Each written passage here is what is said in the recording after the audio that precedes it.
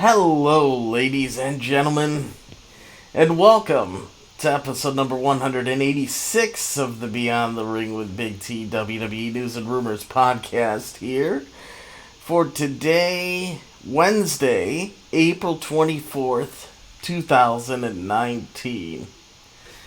And of course, as you guys know, I have a very special guest here with all of us tonight. And,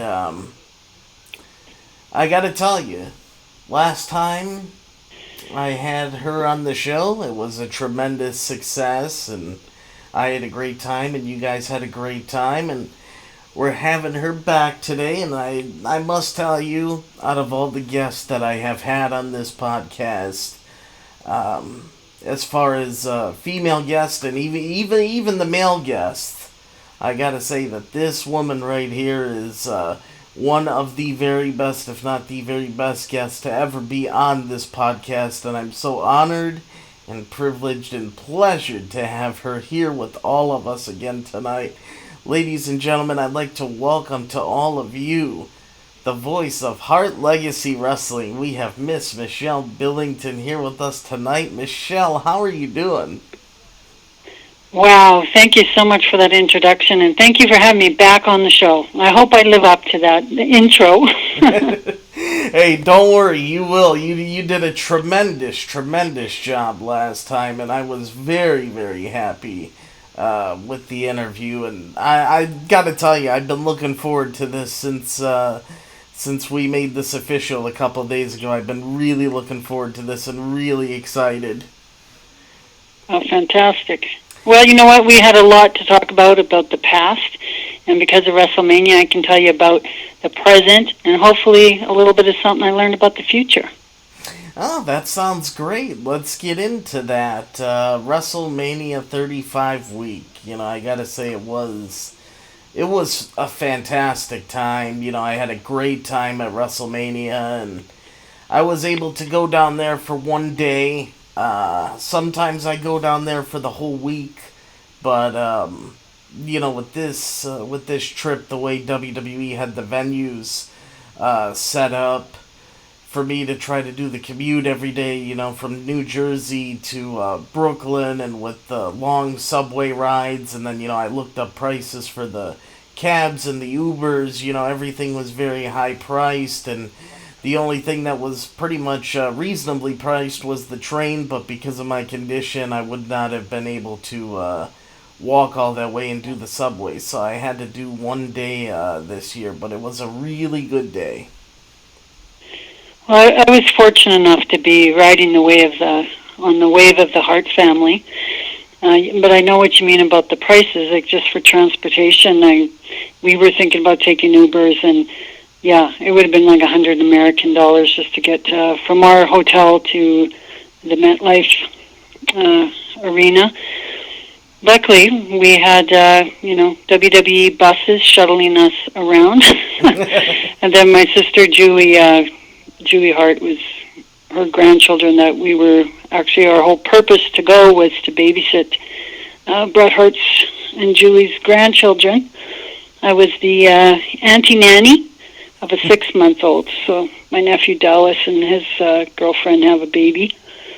And so I didn't really think I'd be in the mix of all the glitz and glam, but I sure was, because Brett wanted his grandchildren at everything possible. So, I got to go to Raw, and I got to go to the wrestling, and WrestleMania 35 from a press box was incredible.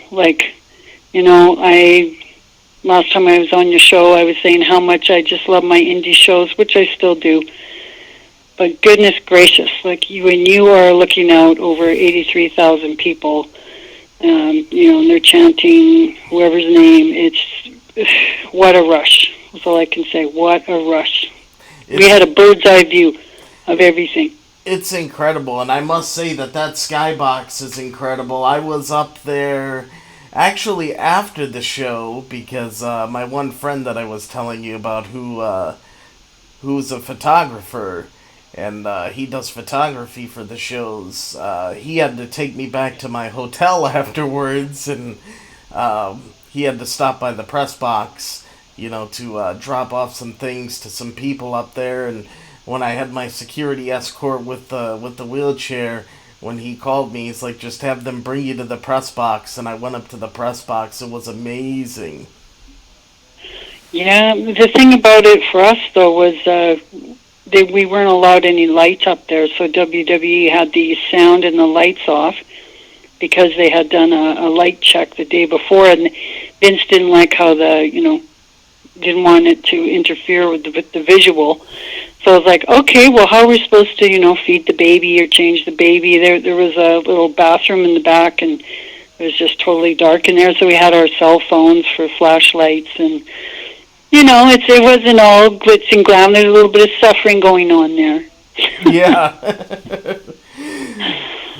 But yeah, the windows open right up, and we didn't care that the sound wasn't on because it was right there. It was right in front of us.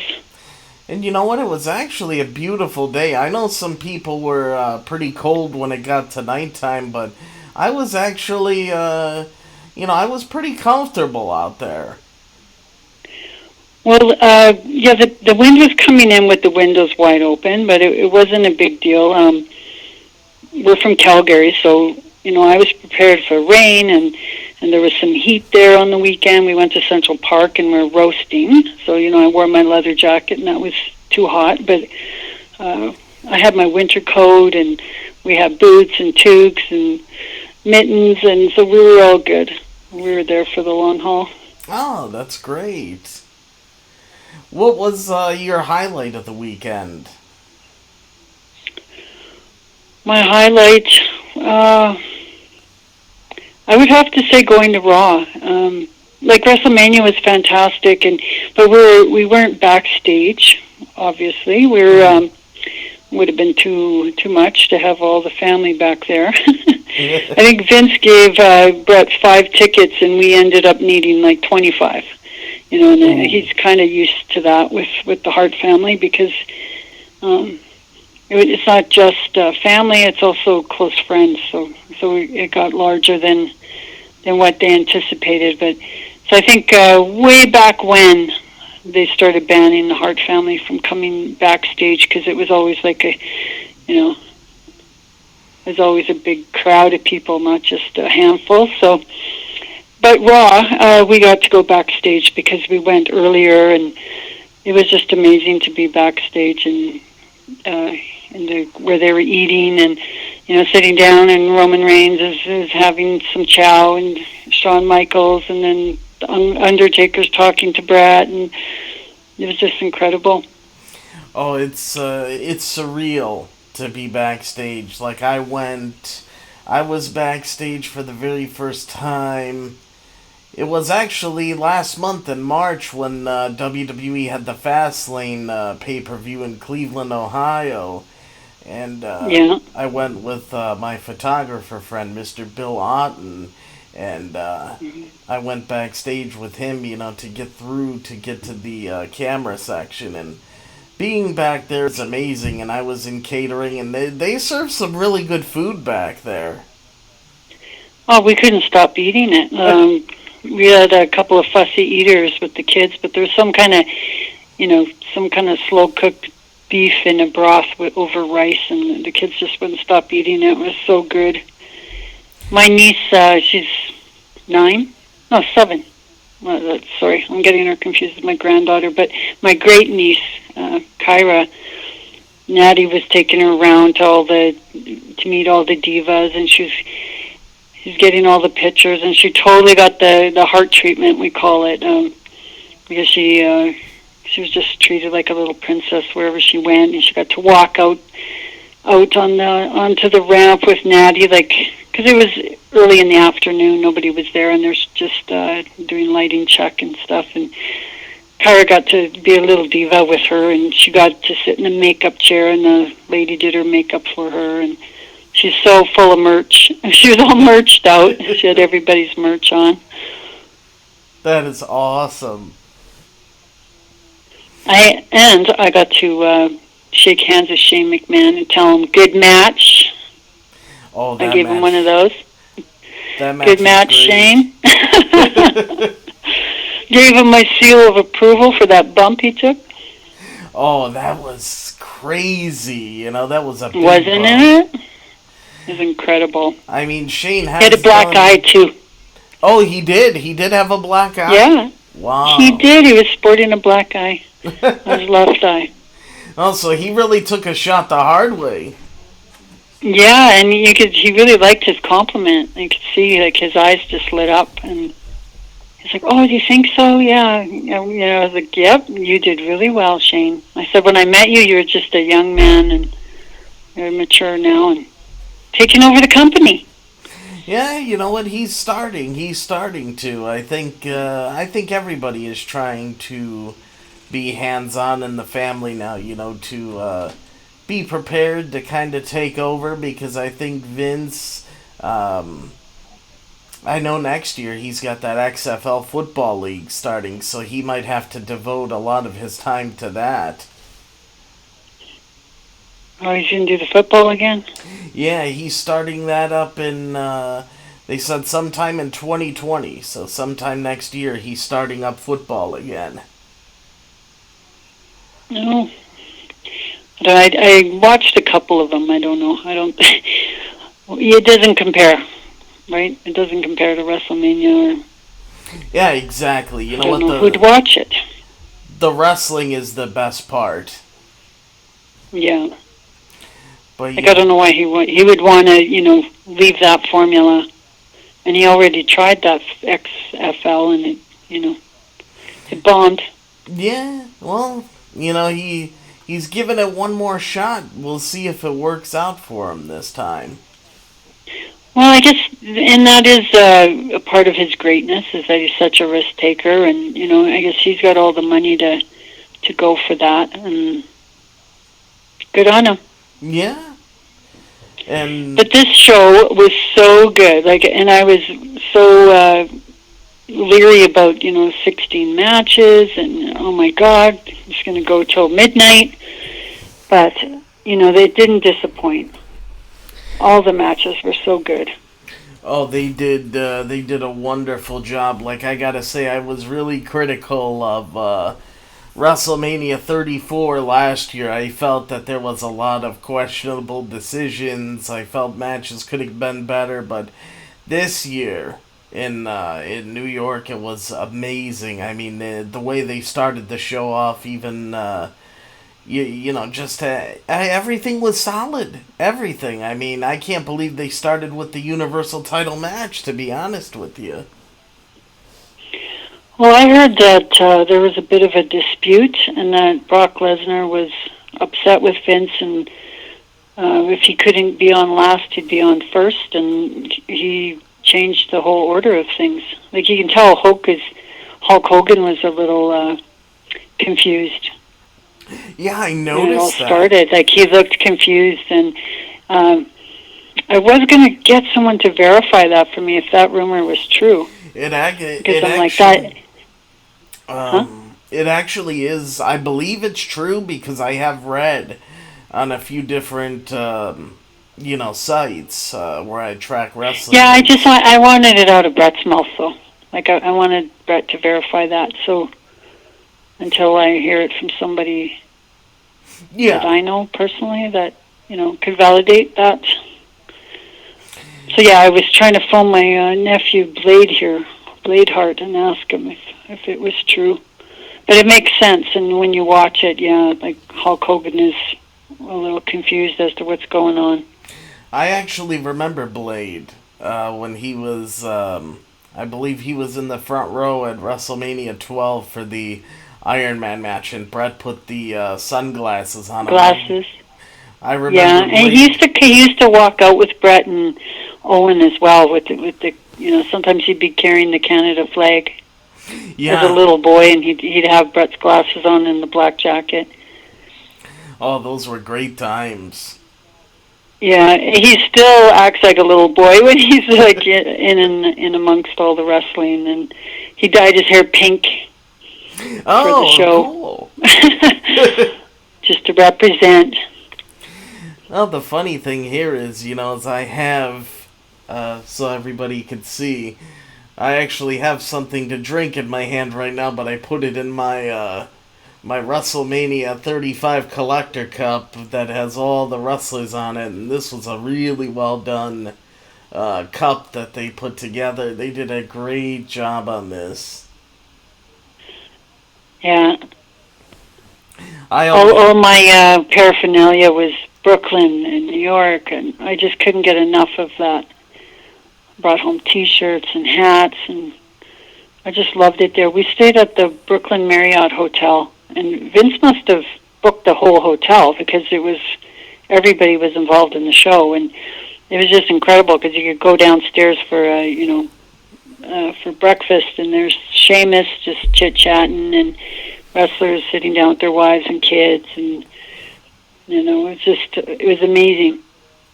And all the fans outside, like they're kind of gated off, just waiting for people to come in and out. And when we came out of our limo, they were like screaming, and then they died down because nobody was with us. That was visibly important.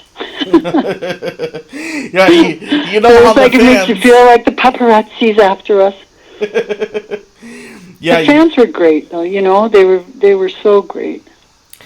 I'm looking here, and Lisa put in the chat. She says, "Hi, Michelle. Nice to see you back."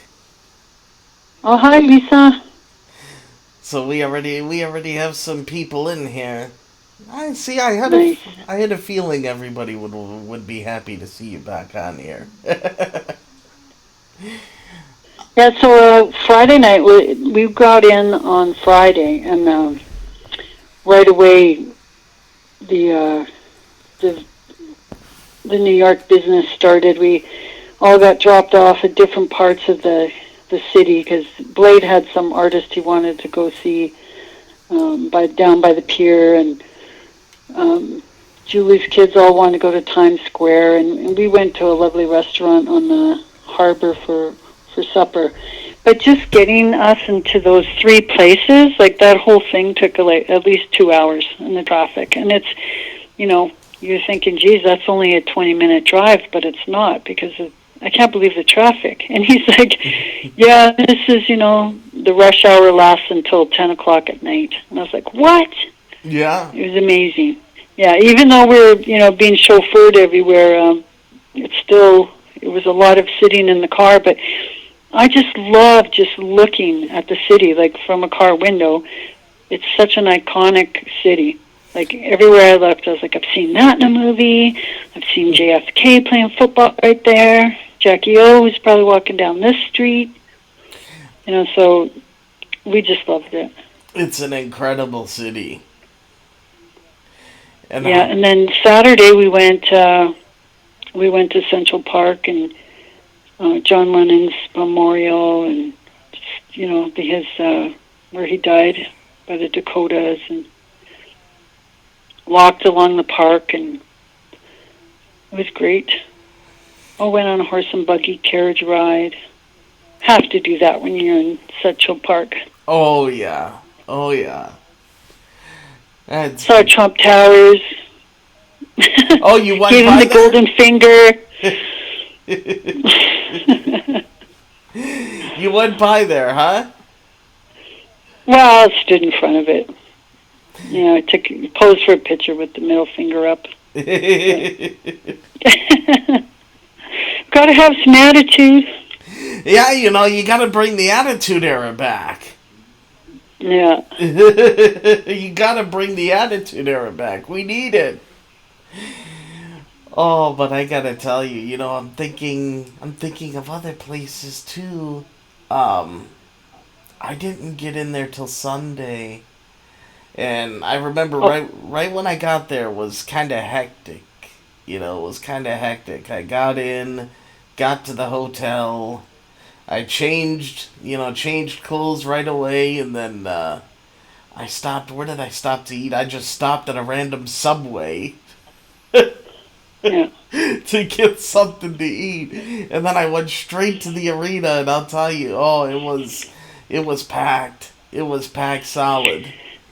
Well, that parking lot, right? Like, even coming in, Like, we came on big buses at 2 o'clock in the afternoon, and I was like, this is ridiculous. Why are we here so early?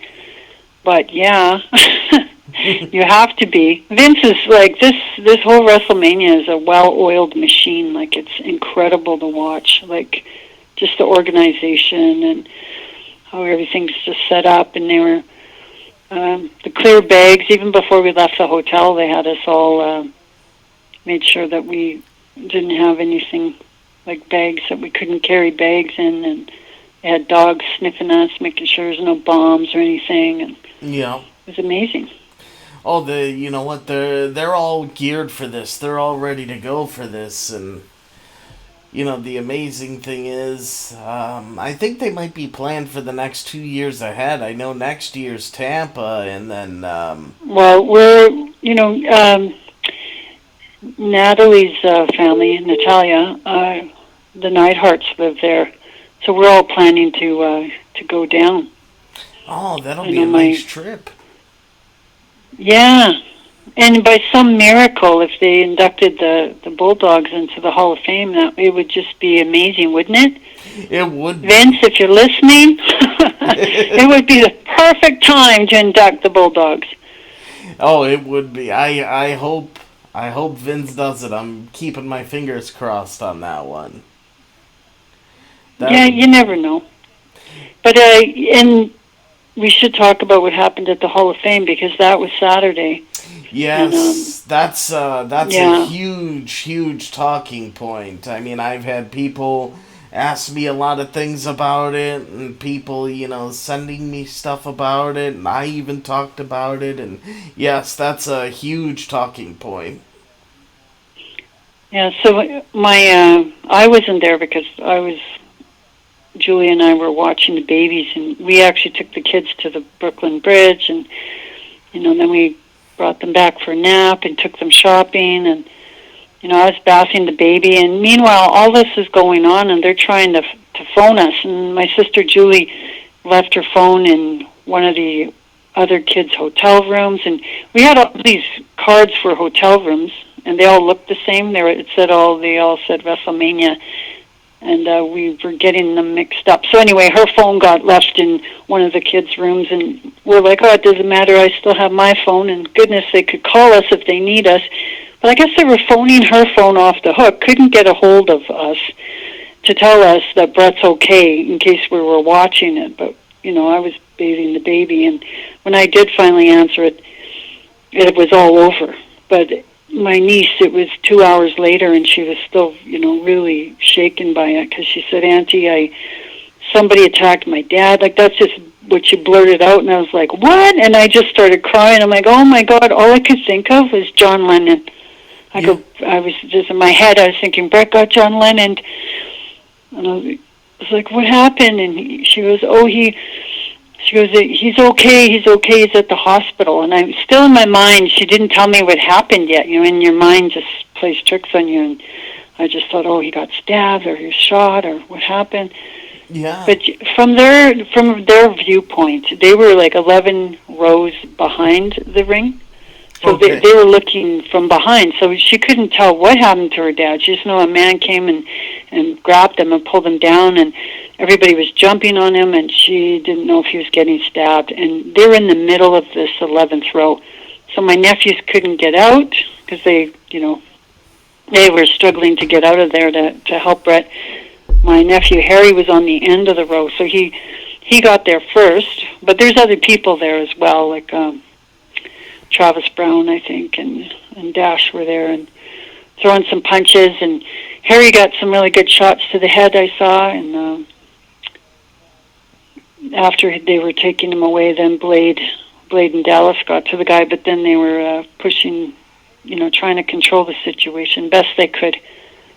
And then Brett composed himself and said, this asshole is not going to ruin this moment for Jim and for the Hart Foundation. And he just proceeded to carry on. And I was like, that's just so typical of the Hart family, like they've endured so much, and they're just so classy and gracious, and he just carries on. I can imagine that Brett... It was just awe-inspiring, Oh, definitely. Like I could just picture Brett. He had to be shaken up, but I'll tell you, he picked himself up, he dusted himself off, and he went right back to it as if And nothing happened. yeah, that's right. Just like, no, just another day in the superheroes world. Like, Yeah, oh my goodness. and Anyway, he did go to the hospital, but it was more for just to make sure everything was, that he was okay. Like, I know that said that he hurt his hip, but it was just more of a precautionary thing. like Natty, I know that when I watched fan videos from people who were videoing it as it happened, I know Natty, she was grabbing onto Brett and she ended up getting taken down as well when this guy took Brett down. Yeah, and this guy, he must have been trained. We all said that because just the way he grabbed Brett is the way you would take somebody down. Yeah, I read up on him. Actually, he's an amateur MMA fighter with a 2-1 record. Yeah. So Well, that's where he got the takedown skills from mixed martial arts. yeah.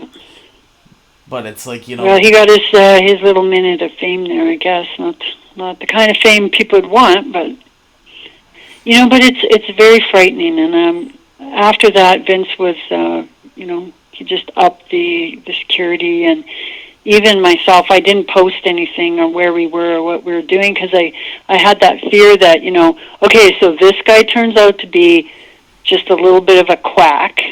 But what if there's a bigger one out there, Like maybe there's somebody like, oh, he got to the hearts. Like maybe I could get to the hearts, but for whatever reason. So we really tried to play it low key on the social media. oh, I don't blame you. There's a lot Well, of it makes you questions. paranoid. It makes you paranoid. It's like, who's watching? Like, are they trying to grab these kids? Like, and maybe no one's doing that, but in your mind, it's like that's what they want us to think, So Yeah, you really you're more aware of everything. That's for sure. I But heard. after that, Vince didn't mind giving us more tickets and letting us into Raw, and so it kind of worked in our favor that way. Oh, yeah, you know what? At least he helped you out and gave you some compensation at least to get you in the buildings. I think he would have done it anyway, but it didn't take much convincing. Is what I'm saying. Brett just Yeah, asked and he gave, so that was awesome. yeah. It's so sad that somebody has to even try to do something like that. I mean, to me, that's like the ultimate form of disrespect. I don't understand why people have to resort to things like that, especially during just such a beautiful moment in speech such as this, and then you got some moron like this guy, that just wants to try to come in and ruin And something great. But Brett, he didn't let it ruin it. And yeah, I'm just so proud of Brett for carrying on. yeah, it was just kind of rotten to choose that moment to do it. I suppose he found a little break in the security at that moment, and maybe I don't know if he totally chose Brett to be the one that he was going to do it to, but I think he saw an opportunity and went for it at that time. Yeah, yeah. And I heard that Vince was, according to reports that were surfacing on the internet, I heard that Vince he was livid when that happened. And I guess Vince is seriously considering doing one of two things next year and for the foreseeable future for Hall of Fame. Um, Scenario number one would be not to let the public in to the Hall of Fame event ever again, and scenario number two is to maybe just take it to a smaller arena so not as many people can get in. And I agree with Vince as to why he would do something like that. It's just really sad, for people like myself and other good people out there that want to go there just to respect the legends and to Yeah. honor these legends, might have to miss out because of you know, like as Lisa calls this guy here, she says he's a sick-minded human being, which he is, and I'm gonna use that line right here, right now. You know, it's sad that one sick-minded human being could possibly mess things up for all the, you know, the good true fans out there like myself and other people. Yeah, and I don't see it as a problem with the fans aren't the problem. The problem was having the ring in the middle of that. You know, like how open it was. Yeah. Years past, it's always been like on a stage, you know, back, and not the people around a wrestling ring. Like even my family were looking at the back of Brett, which is kind of ridiculous, isn't it? Like you go to see your dad, his Hall of Fame speech, and you're looking at his back. Exactly. Those are the seats they got. With the stage, like I was shocked that I was like, why weren't you guys like in the front, like looking at your father? Yeah, because but he was, you know, they had people all around the ring, and that was the problem. Yes. If they just had it back, I don't think fans being in there is the problem. It was just the way they set it up. He opened himself up for that. You know what he did? Basically, he made it like it was made like a Monday Night Raw setup, pretty much. The rampway, the ring, and then the seating. It was pretty much set up the same way. Yeah, was he being lazy? Being lazy, like, you know, yeah. Didn't want to take that down? Just left it up for the show on Monday? I don't know. Yeah, it's like they set up the arena, you know, for Monday and Tuesday, and they figured, you know, we'll just leave it up and go with this. That's the kind of vibe I got from it, too. Yeah. Because they didn't have the stage like they usually have. They have the stage that has the steps that go up, and for anybody that sits in the arena, when the stage is set up like that, you know, you could sit on the right side, left side, or on the back side, or in the middle. You could see, you know, at least some side of the front of the person who's talking anywhere you sit. This way, you got to try to sit only on the one side if you're going to see the front of the person that's talking. Yeah, and people that are with the wrestlers, maybe they need to wear something more visible. Because I know even at our school, like we have to wear a tag that's visible. You know, even any kind of backstage identification. Like I know everyone's dressed in their gowns and stuff, but if he wants to help out the security, you know, to figure out who should be there and who shouldn't, then they just have to rearrange that. But I don't think banning the fans is maybe just banning them from the main level. Yeah, you know, that's a good idea. Put them up in the club section to the upper deck, and then make the lower level, you know, something else. You know, just kind of tape it off. They do that for the Oscars. They do that for the Oscars, right? Yes, yes. Grammys. Yes, you got all the celebrities and family of the celebrities there on the bottom, and then on the middle row and the top row is all the regular people. Yeah. They should do something like that because, yeah, you know, it's all the fans, you know, to miss out on the Hall of Fame. I mean, for me, that's my second favorite night of the year. For me, I know a lot of people look forward to the WrestleMania, or they look forward to the NXT, or the Raw, or the SmackDown. I look forward to them all, but really my two main things that I look forward to is the Hall of Fame and WrestleMania. Those are like my two main things that I really want to see. Yeah, and they've sure got some favorites in there. Oh, yeah. DX, and yeah. I bumped into Razor Ramon in the elevator. An elevator ride. And I was like trying hard not to act like a big, you know, Razor fan, but I am. Trying to just be cool in the elevator with Razor. Razor and Brett have had some great matches, too. Oh, for sure. There was, I'm trying to think what else happened that week. Access. Were you guys a part of the Access events at all that weekend? You know, there was so much to do and see, like with the sightseeing, and Brett was always like, you know, he's coming to or fro from something or other, and one of the things was the Access. Like he did, I know he was there for some signing at one point, but we just chose to do the Raw. It's like, you know, there's just so much you can do in a weekend. And I was like, okay, we'll go to the Raw. Yeah, I mean, there's so much, throughout a week. Like, I remember the one time when I went to Dallas for WrestleMania 32. That was like the one time I decided to do everything. I did the whole week, but I didn't only do just one show a day. I did like every show. Like I did all the WrestleCon activities. I did all the Access activities. Oh wow. Every show that they had. It was busy, busy, busy. But I'll tell you that that Dallas trip too. That's like right up there with one of my favorites because that's when I had the ringside seat. Fourth row at WrestleMania with the Oh my. right behind the commentary table. I don't know if you saw WrestleMania. Oh my 32, goodness. but That's a great spot. I was right behind the commentary table in the fourth row, and Shane McMahon came off the top of Hell in a Cell right through the table in front of my face. Oh, perfect. And that was a moment, that I'll never forget. That right there. Yeah. You know what did surprise me though with WrestleMania was those battle royals, like in the pre-shows. Mm-hmm. I didn't understand why they would do that. I guess just to get everybody on the show.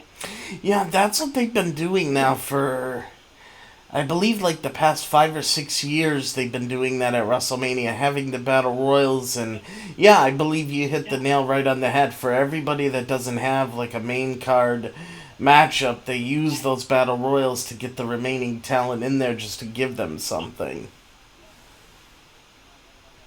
Which, it's a good thing. It's a good thing that they do that, but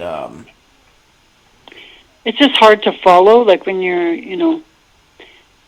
when you're at something like that, like a battle royal doesn't seem like a good venue for it. It's so far away, and even with the camera work, it's like, where do you go? Like, who do you watch? Well, and I don't mean to sound harsh or anything like that. I'm gonna say it the simplest way I can. My belief for WrestleMania, at least, and you could tell me what your opinion is if you'd like to, but I always felt that WrestleMania, and it's no disrespect to anybody that wrestles in the business or works for the company, but I just always felt like WrestleMania is that one night of the year that it should be all the best talent. If you're on the undercard or something like that, if you're not up in the main programs, then it's just not your time yet. You'll get there eventually, but I always believed that WrestleMania should be for the top of the top, and you either get there or you don't. And now it seems like they just want everybody to be a part of it. I don't know. That's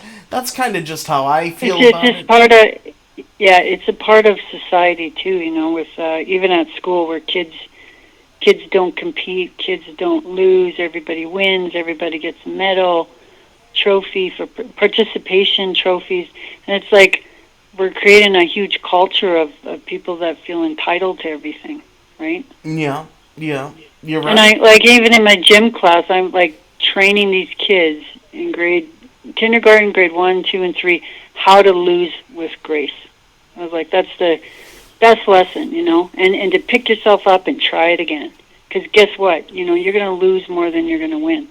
That's right. And when you do win, be gracious. But, I guess it's nice to have everybody out there, but like you say, it should be the best of the best. Yeah, because, it's like when, like how you brought up the Oscars earlier. You don't see every nominee getting an Oscar. That's true. A battle royal Oscar. That's right. That's what it's like. But I know, like, he's listening. It seems like he is listening to the people, but because I know there has been a lot of grumblings, like people like Brock Lesnar gets paid so much money and he's a part-time participant, and there's people that work all year that don't get a big spot like he does. That's right. But then, here you have him, he's being a baby. He shows up in a helicopter demands to be on last, and then he says, "Okay, I'll screw you. I'm going to be on first, and I'm leaving." Yeah, did you know he actually left the building too right after that match? As soon as he went to the back, he left. He got in the helicopter. He was gone. Yeah, but it's like, good on you. So hopefully, maybe they won't have him back. You know what? That's what I'm hoping. You know what? If he can't appreciate the position that he has, I mean, can you imagine how many people and wrestlers are out there that would just die for the position that Brock Lesnar has? Yeah. And it seems like there's hundreds that deserve that spot. Oh, there is without a doubt. And the matches though, I'm just thinking too on this show. The matches, I'm the type of person, and I know I'm in the minority. I'm in the minority right now when I say this. Everybody was all worried about an 8-hour WrestleMania and this and that, but I'm the type of person when the show was over, and I remember I went up to the press box to, see Bill, my photographer friend, and I'm up there with the big smile, I'm all hyped up, and he just looks at me and rolls his eyes. He's like, "Oh my God." Yeah. I'm like, "What, Bill?" He's like, "I'm tired." He's like, I had to shoot 8 hours of this stuff. He's like, what are you all excited about? I'm like, "I'm ready to go again. I want another 8 hours." Yeah, and it was raw. Yeah. And then you know what he told me after that when I wanted another 8 hours? He's like, "Get in the car and let's just go." Yeah. You had a little too much Kool-Aid. You drank the Kool-Aid. Oh, I drank it up big time. Yeah, me too. And those Uzo boys were so sweet. Oh, the Usos are great. I met them about 8 years ago at my first WrestleMania Access. They're a couple of great guys. Yeah, and this 4-way tag team matches, I don't know. It'd be nice just to have 2 tag teams in there, but I guess that's just being old school. I loved seeing Beth Phoenix and Natty teamed up again. That was awesome. They should have won that. Like, come on. They should have won. They should have. And I know, and Brett goes, I hope they let her win this time. He was like, every time I walk her out, Vince makes her lose. He was like, I don't know if he's doing it on purpose or what. And I thought, oh, surely to God, like, Hall of Fame weekend and what happened to you guys last night. Surely they'll let them have the belt for just a couple of nights at least. That's what I was thinking too, and I don't know why the decision was made. I mean, for me, I want to, I would have loved to see Natty and Beth get the tag titles for another run, and I actually heard a rumor. I don't know if it's true. I got to do more investigative reporting, of course, but one of the rumors that came to the surface, like, I don't know if you know that Sasha Banks actually she walked away. Was upset. Yeah, she walked away, and she's sitting out right now, and from what I heard, it's much more than her just having to drop the titles. I don't know how true this is. Again, take it with a grain of salt because it's just a rumor, but if this was true, I don't blame her for being upset because this would have been an incredible thing to see. I actually heard that Sasha Banks and Bayley were promised a lengthy title run, but on top of that, for the show in Saudi Arabia that they're doing in June, I guess they were going to have, because WWE, I guess they got one women's match approved for Saudi Arabia. And Which women's match? Well, it was supposed to be, from what I'm hearing, it was supposed to be Sasha Banks and Bayley against Natty and Beth Phoenix for the WWE Women's Tag Titles. Yeah. And that would have been an incredible moment for Natty, for Sasha, for everybody involved, and, just for them to change the plans like they did. Now I don't even know if there's going to be a women's match in Saudi Arabia or not, since they did the switch and had the Iconics win the titles. But I mean, my God, that would have been an incredible, incredible moment. And I understand that, you need champion types like Beth and Natalia to, legitimize people that are up and coming. Mm-hmm. Like Brett would always say, and Tom, that you would need those people. But it's like, reward them too, though, Natalia's been, they've been using her as a workhorse for years. Yeah, it's been 12 years now she's been in there. Yeah. And she's an amazing worker, and, such a... She is, like her grandmother, Helen. She's gracious, and she never complains. You would never hear Natty knock Vince or the company, or, she smiles. She just smiles. She goes, I don't know if, when I saw her at Raw, she goes, I'm not sure if I'm working tonight, and she's just smiling. And I'd be like, after yesterday, I would be in here and say, come on, tell me if I'm working or not. What is this? I'd be pissed, but not her. She's just walking around smiling, treating Kyra like a little princess, and just waiting to be told. Because I just don't think at that point they knew that Rhonda's hand was broken. She had surgery on that hand. They didn't know how bad it was. Yeah. At that point, I think she was booked to wrestle that night, and even Becky was walking around. Those three were not sure what they were doing because they were all waiting for Rhonda to say if she could work or not. Yeah. But yeah, her Ronda Rousey's knuckle, her pinky knuckle on her right hand. She punched. She was throwing some punches. I think she punched the table. Yes, she did. She did. And that knuckle just went right out of place. She's got 2 pins in her hand now. Oh, wow. She's got to wear a cast for 4 weeks, and and she had to carry on wrestling with that. I don't know how she did it, to be honest. Yeah. Well, she's got 2 professionals, 2 veterans in there. Show her the ropes, Charlotte and Becky. Yeah, oh yeah. And let's see, what other good highlight matches did we have? Let's see, we talked about the Universal title, the tag team matches. Oh, Kofi Kingston and Daniel Bryan, I feel was... I loved that one.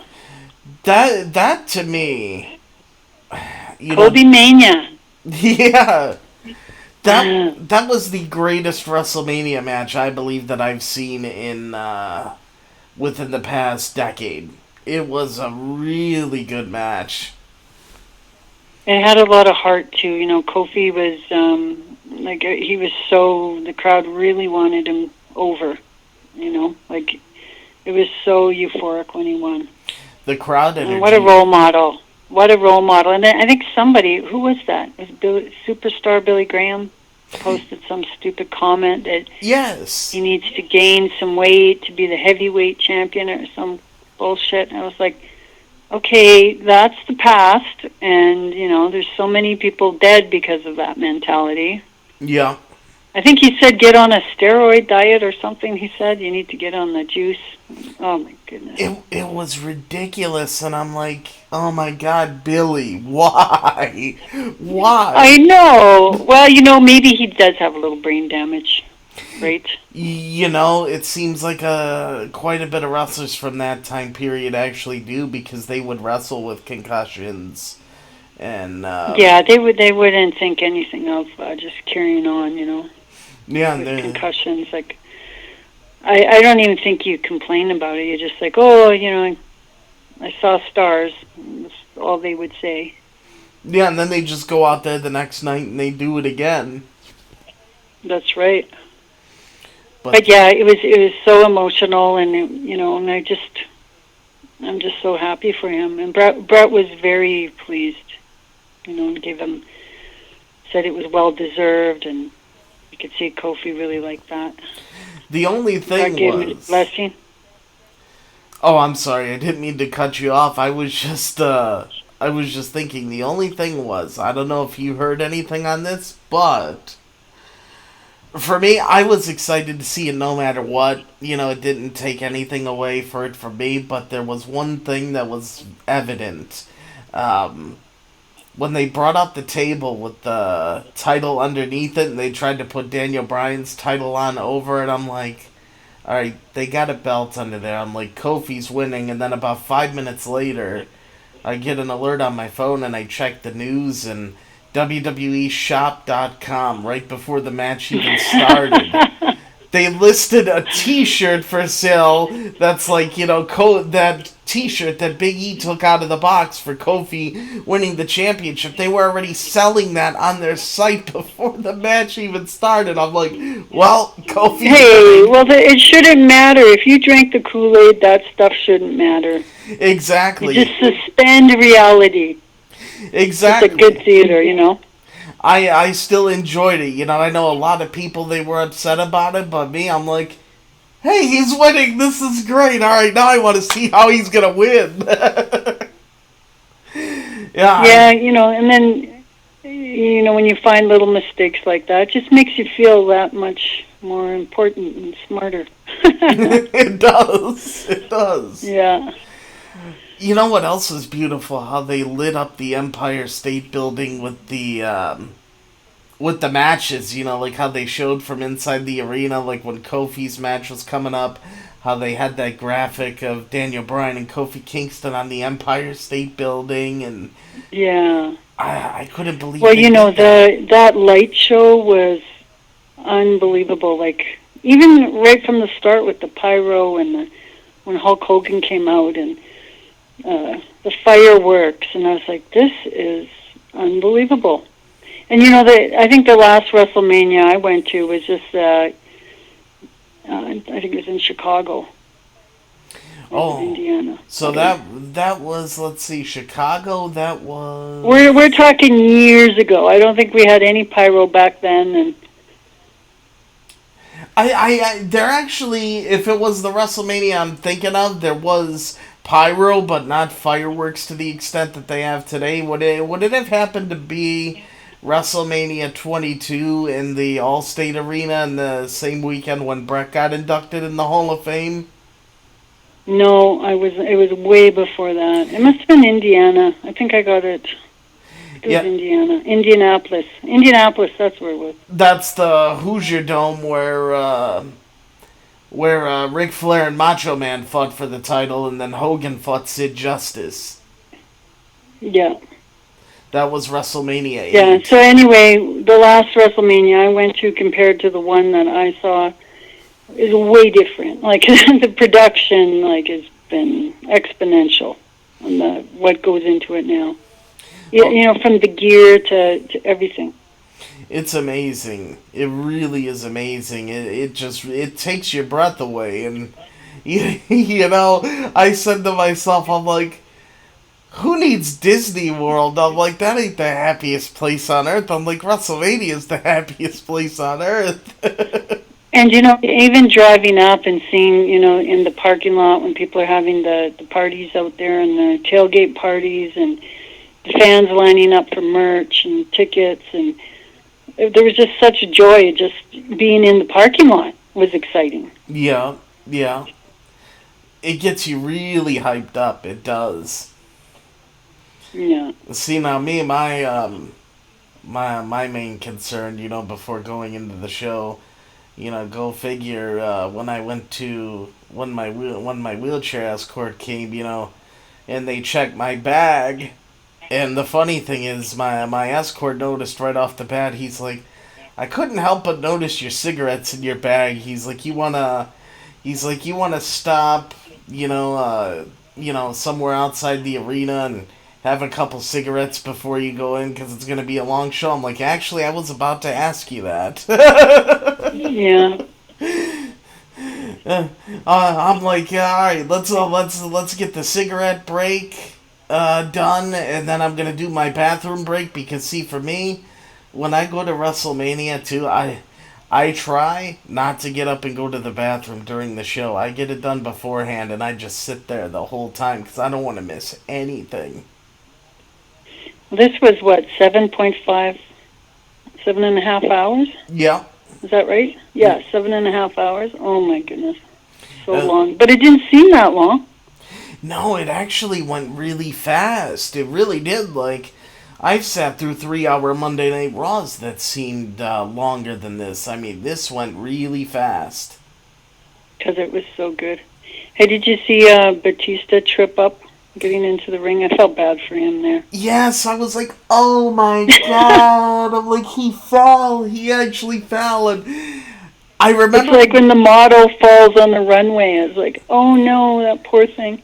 When he got up, though, I gotta commend him. You know, he even broke kayfabe a little bit. When he stood up, he looked at the referee and he was laughing, and the referee was laughing back at him, and then he just got up on the rope and did his thing. Then he gets out of the ring, and then when he got out of the ring, he ended up, he ended up walking back around, and then he got in the ring slow the next time. Yeah, he did a redo. And then he looked back at the referee. He's like, look, I can prove that I can get in here without falling down. Oh, it was funny, you know, and then he looked back at the referee again and, you know, kind of like gave him a nod, like, yeah, see, I got it this time. So, I guess it's a good thing he's retiring. Yeah, you know, he announced his retirement immediately after the match. He went on Twitter and he tweeted out that, you know, this is it. He's retiring. And, you know, I read his whole interview that he did on, I believe it was Lillian Garcia's podcast.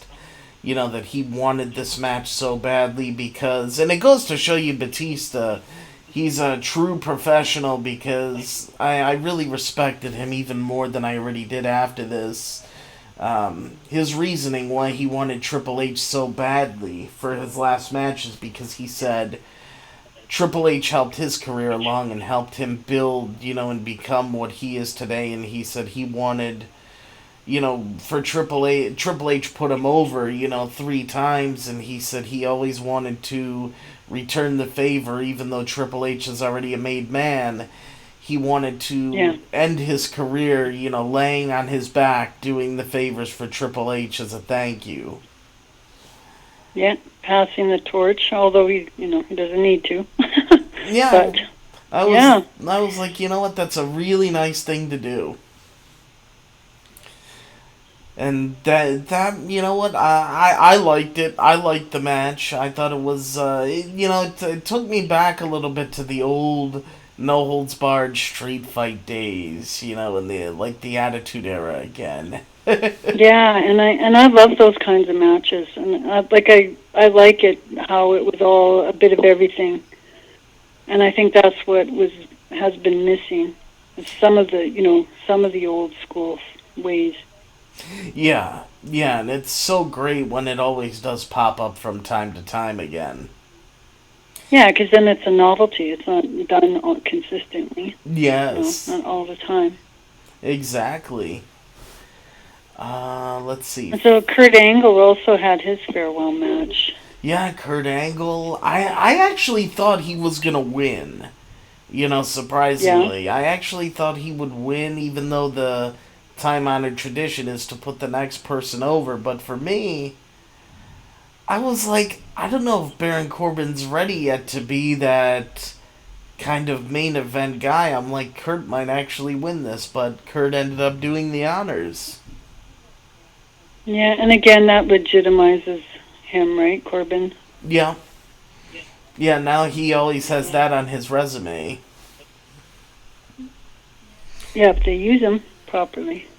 That's the thing. That's the key right there, if used properly, because we all know how sometimes, you know, people could be put over and then they're not used. So let's just hope that they do right by Baron Corbin, and especially by Kurt Angle doing the job for him.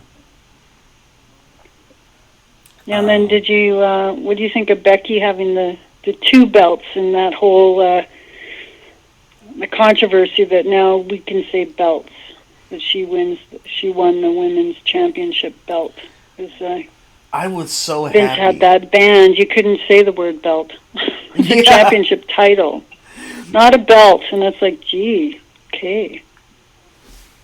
Well, because Vince would always say, and I can picture Vince saying this. I'll do my best Vince McMahon impression, even though it might not be a good one. I can picture Vince back there when someone says belt, he's probably like, "It's not a belt, damn it! It's a championship title. A belt holds up your pants." And I can picture him, pointing at his belt. Or even strap, because that's what we grew up with. That they had the strap, they had the belt. Yeah, I still call it the strap and the belt too. It's just something in me. Yeah, but she has both women's championship belts, and I don't know why does that mean she's going to go on both shows? And well, see, that's what I was a little confused about at first, but now the picture has become a little bit more clear. Becky, now she's going, on both Raw and SmackDown, and she's actually defending both titles at Money in the Bank. She's having one match against Lacey Evans for the Raw title, and then she's going to face Charlotte Flair for the SmackDown title in one night. So they have overworking her. Yeah, that's what I'm a little bit afraid of now, because that's what happened to Daniel Bryan in 2014, when he was working 2 to 3 times a night, and then it led to, all the stuff that happened with him down the line. I'm a little bit worried about that, but, I gotta... Yeah, he's kind of been missing in action as well. Yeah, he has an injury, but WWE is keeping a real tight lip on it. They will not let it leak out what's going on. Yeah. So I don't know if that's a good thing or a bad thing. I don't know how to take it. Well, I hope they don't overwork that poor girl. I love her. Actually, all 3 of those girls are fantastic.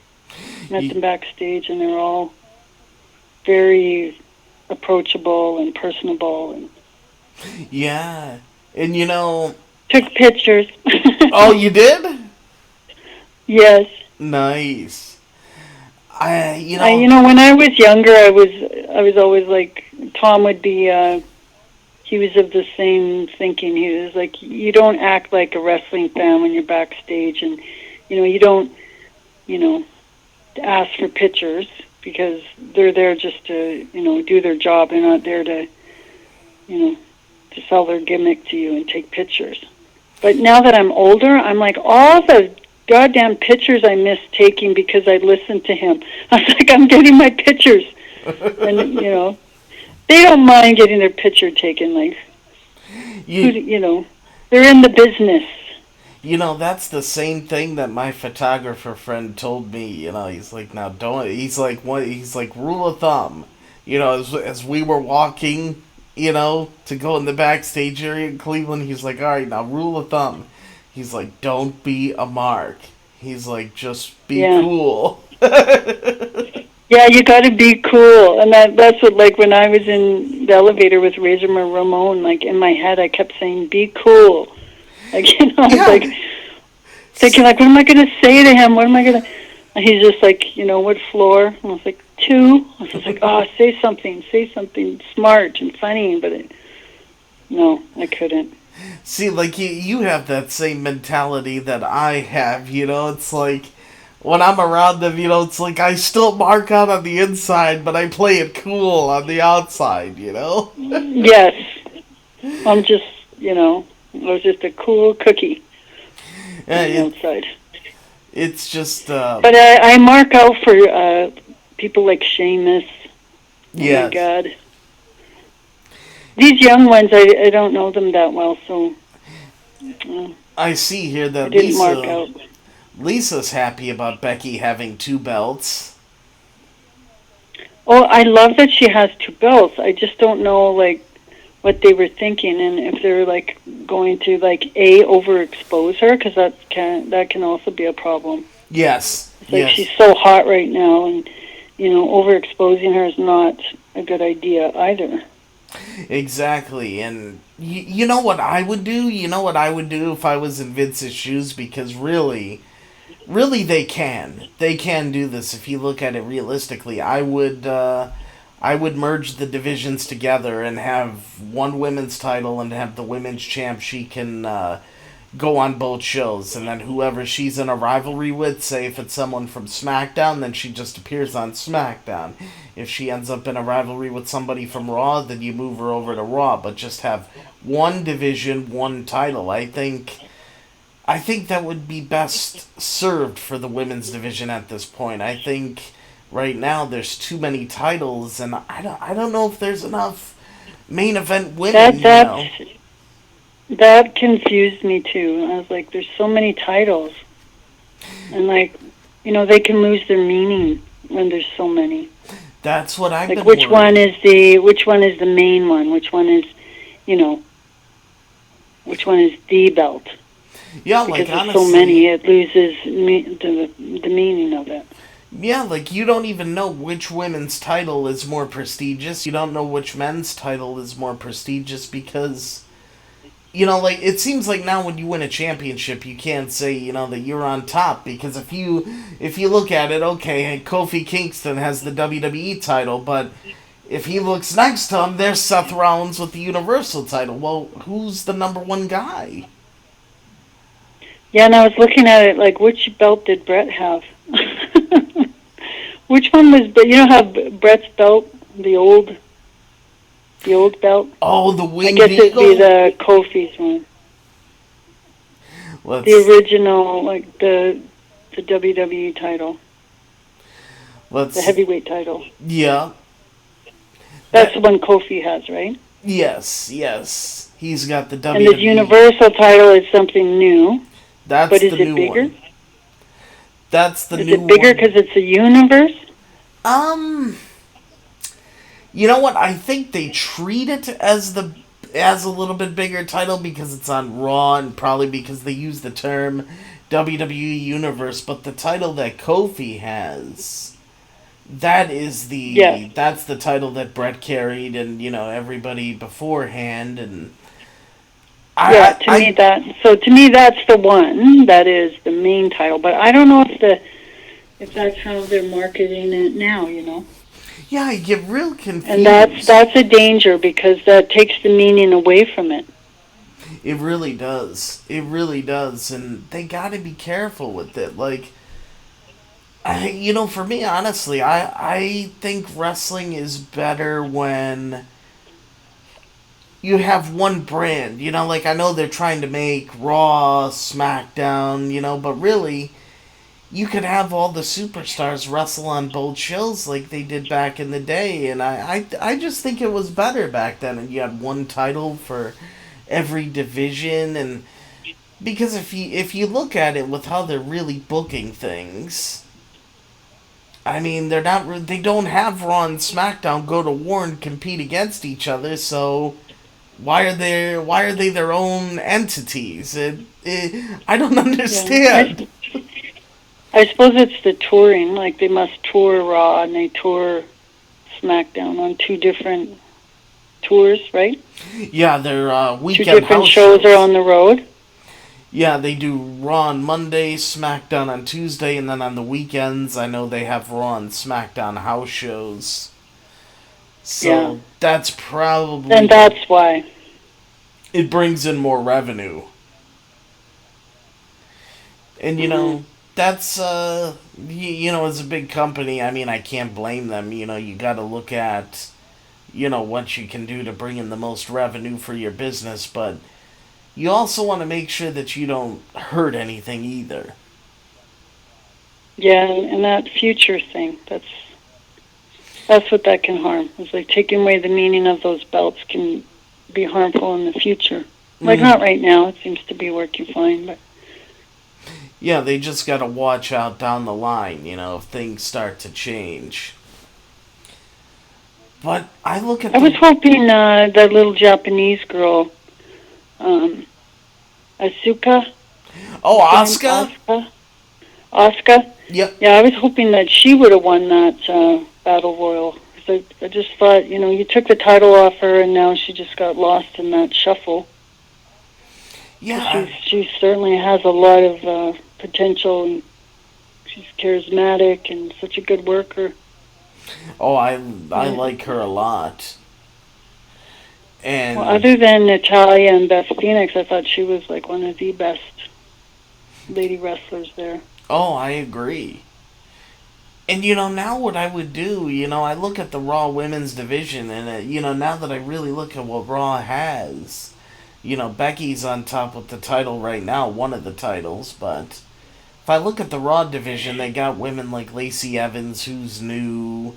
They got Naomi, who's been there, and well, that Lacey Evans is new, and Natty did a job for her.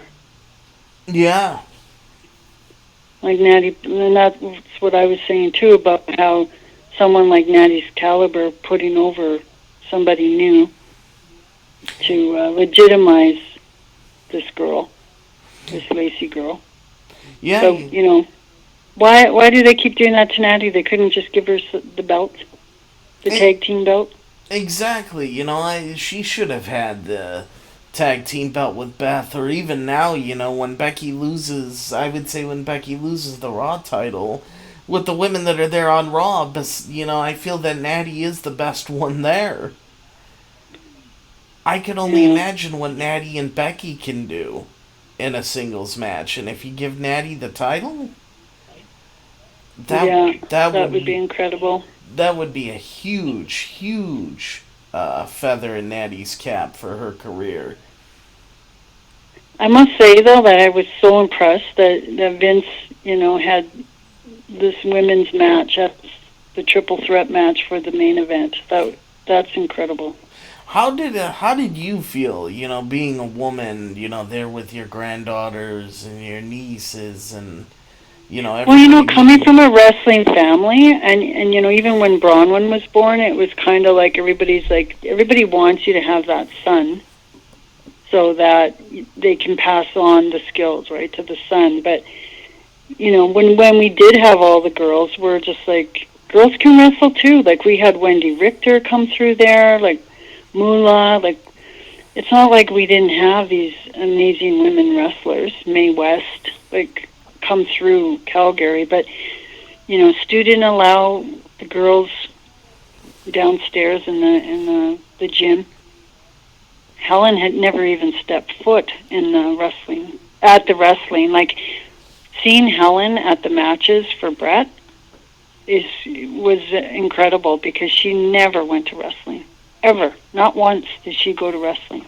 Not once did she put a foot in that dungeon. Wow. Never. And even the thought of any of his daughters becoming wrestlers is just not something that, anybody entertained. Yeah. So even when Natty started training all of the women of the family, we're like, yes, yay, yeah. But you always had this feeling like, I wonder what the men are really thinking. Like, and watching Ric Flair watch his daughter in the main event, and he was tearing up, and I was like, I know he had those same feelings too. Yeah. Like, but it's come to a point now where the women have proven that they can main event, they can carry the show, and they're doing a damn good job, as is the men. The men are too. But yeah, it was very empowering, and to have little Kyra there with all her merch on. Oh, she had everybody's gear on. It was so funny, you didn't know who she was cheering for, but she's probably thinking, it's great. She's probably thinking, now I want to do this when I get older. Maybe she does, and that she can entertain that thought without thinking, the people are not approving of it. Yeah. Because women, like people like China, they really paved the way. And Wendy Richter.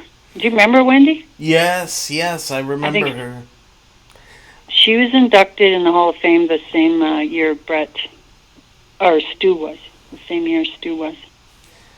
I think, yeah, you're right. And I remember she was at Access back in 2011, and I actually got to meet her down there. Wendy's a great person. She's fantastic. And, she had it out with Vince, too, because Vince was, like, messing her around, not paying her right, and, just because she was a female. So it's great that, it's come this far. Yes, women... But to think of all those women that it took to get there. And Natty's a huge part of all that. Oh, Natty is definitely one of them that paved the way for this, because when she started there, that's when they still had... Well, I remember before she started there, and everybody was telling her that, she's not petite enough. She's like, she needs to get a boob job and, put hair extensions. She needs to be sexier. Like, these are the things that she was told. Yeah, because even back in that day, that's like when they were just starting to come out of that phase. But yeah, I mean, I remember all the crazy things they used to do with the women, back in the day. I mean, they were... Oh, it was disgusting. I mean, with the Sable and all of that, Tori Wilson, and I remember it was just very sexualized. Yeah, we wouldn't. That's about around the time we stopped watching, actually. Yeah, because we couldn't sit down with the kids and watch it. We're just like, what is going on? It was like a sort of like soft porn or something. Yeah, especially with but anyway. women.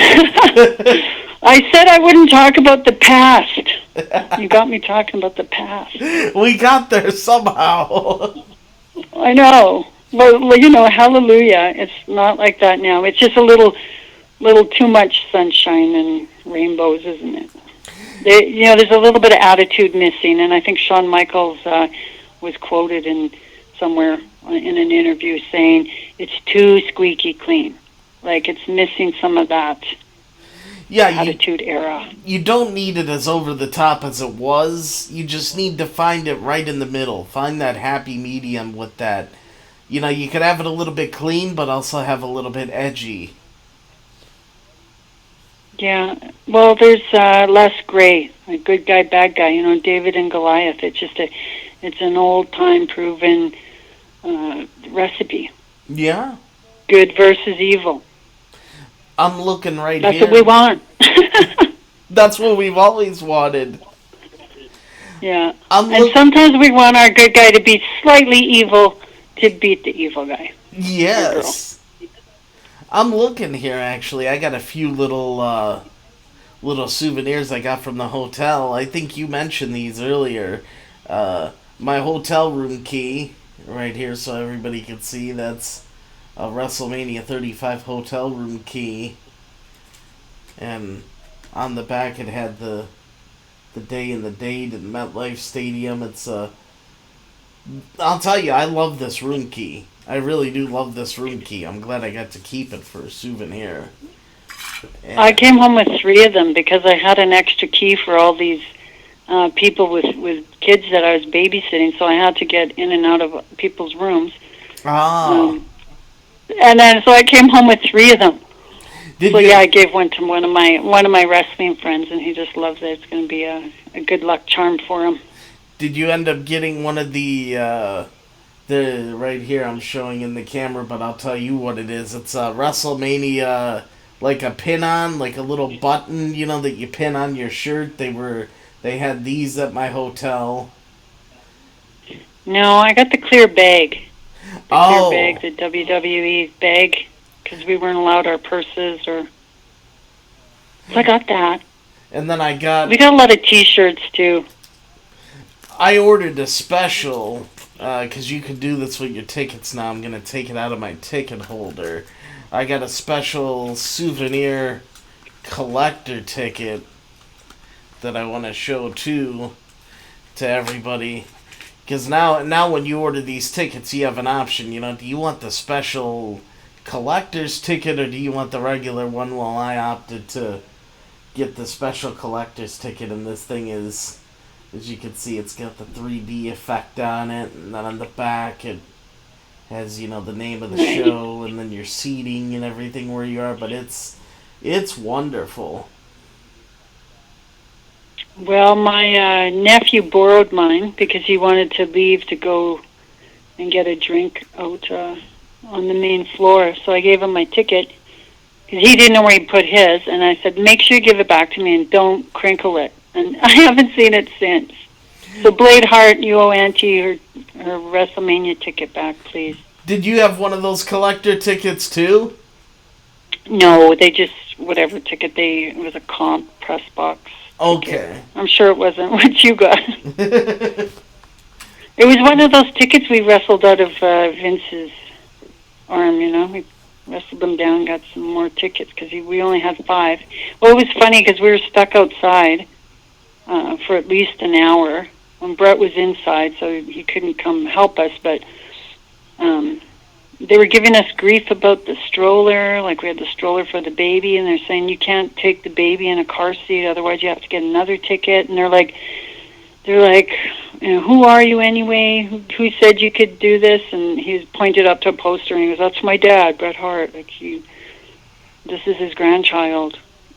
They're like, okay, we'll try and see. But you know, that whole thing took another hour just for them to approve of the car seat coming in. I can't believe it was such a huge deal. Oh. Like, we're going to the press box, but like, I understand why they have to be like this, but we had to go and park the stroller somewhere on some kind of merchandise booth halfway around the arena so that we could take the baby in the arena in her car seat. It's crazy. Now, how was it leaving the stadium? Because I've heard, you know, many different stories that, you know, people were stuck out there for like 3 or 4 hours after the show. They couldn't get... No, there was buses, like the buses we came on were just all lined up, and I think they were like the first to leave. I'm sure they have it timed where they can just close off roads and let these buses out. Yeah, so we were just all on buses. We all arrived in a bus and left on a bus. Oh, that's nice. It's part of that, you know, Bret Hart wave riding that I was telling you about. Like, honest to God, like, Bret was amazing. He really, you know, he and my sister have been divorced many years, and it wasn't always amicable, and this WrestleMania weekend, it was just perfect. He did so much for us. I can't thank him enough, and it was great to see. And the kids, you know, he really wants his grandkids to have that experience that his children had when he was at all the WrestleManias. Because when you think of it, when can they be treated like this, right? Because Bret's not always there. That's right. But hopefully it'll happen again, and you know, and Natty's so good too. Oh, Natty. You guys, yeah.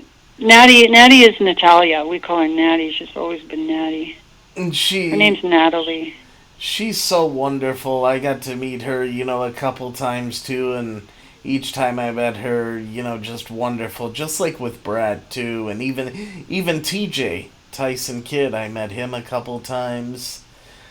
Harry, yeah, and Natty's like Harry. Down to earth. Yeah, Harry and Teddy came to the wrestling. To WrestleMania. I saw them they came just for the last 3 matches, I think. They were wrestling somewhere for MLW. Wow. But yeah. Yeah, everybody in the Hart family, I'll tell you, they're so down to earth. You know, it's not like others, you know, other people I've met, you know, of course, they're nice, they're good, but you know, you can tell whenever I've met somebody from the Hart family, just very down to earth, very gracious, I got nothing but good things to say. Some of my best experiences that I've had, you know, was meeting people in the Hart family.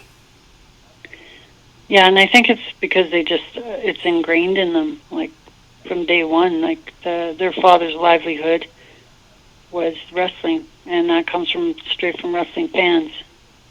Like, you have nothing if you don't have a wrestling fan. Yeah, and they really appreciate. They got their priorities right. They do. They really appreciate their fans, and it's just so wonderful, and you know, it's so nice to be around.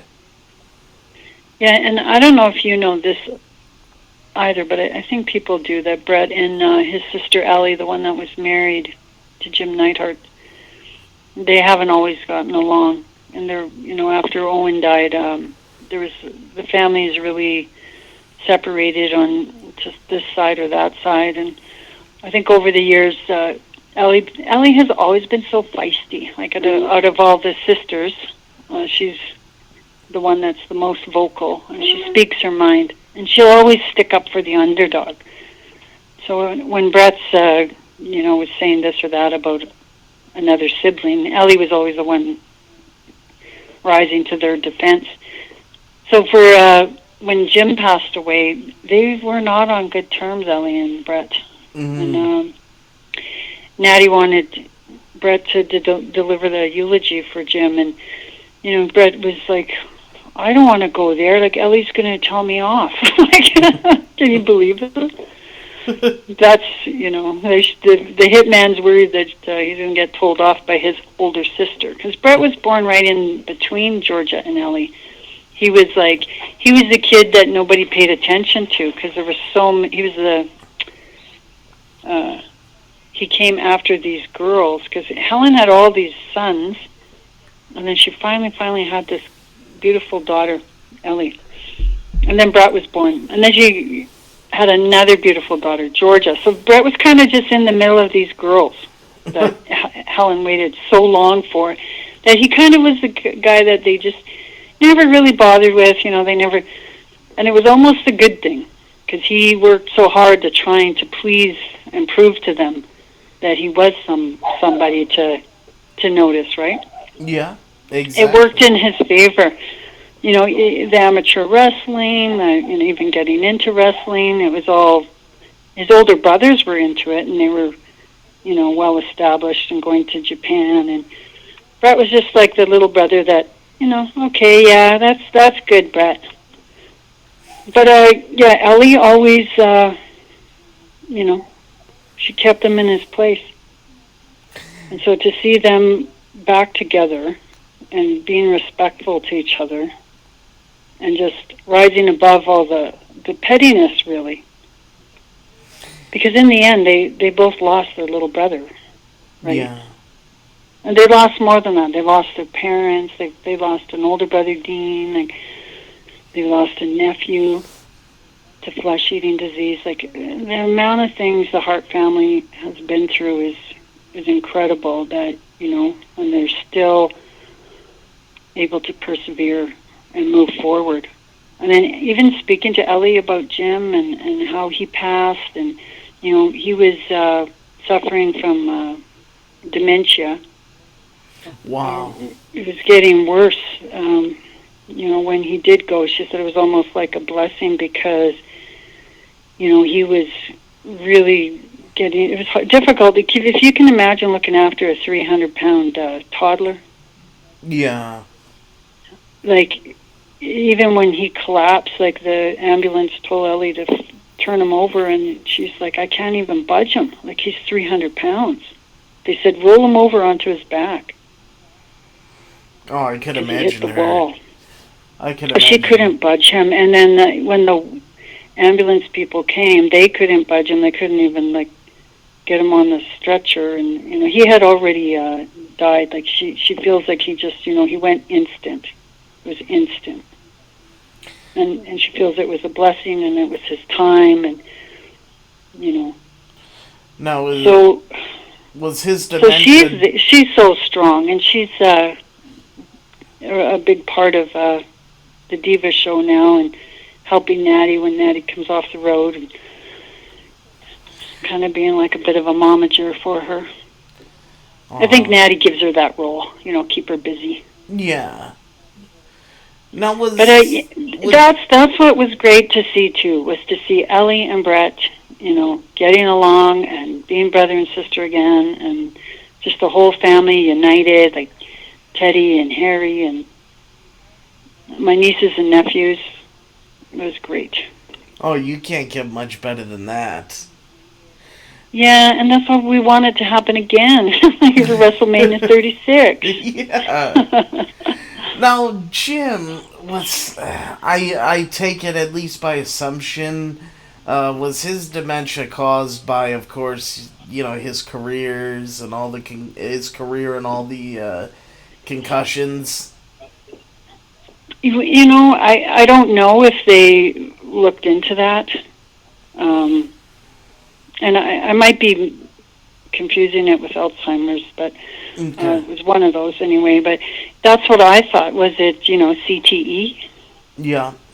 Because, and even Tom, like the Dynamite Kid, they diagnosed him with dementia.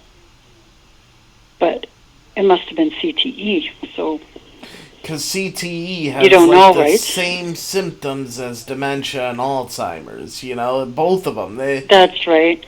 Mm-hmm. It has the same symptoms, and when you take all that abuse and all the concussions and the blows to the head back in the day, it's like, you gotta wonder, maybe that's what was going on with Jim, because it happened to Tom.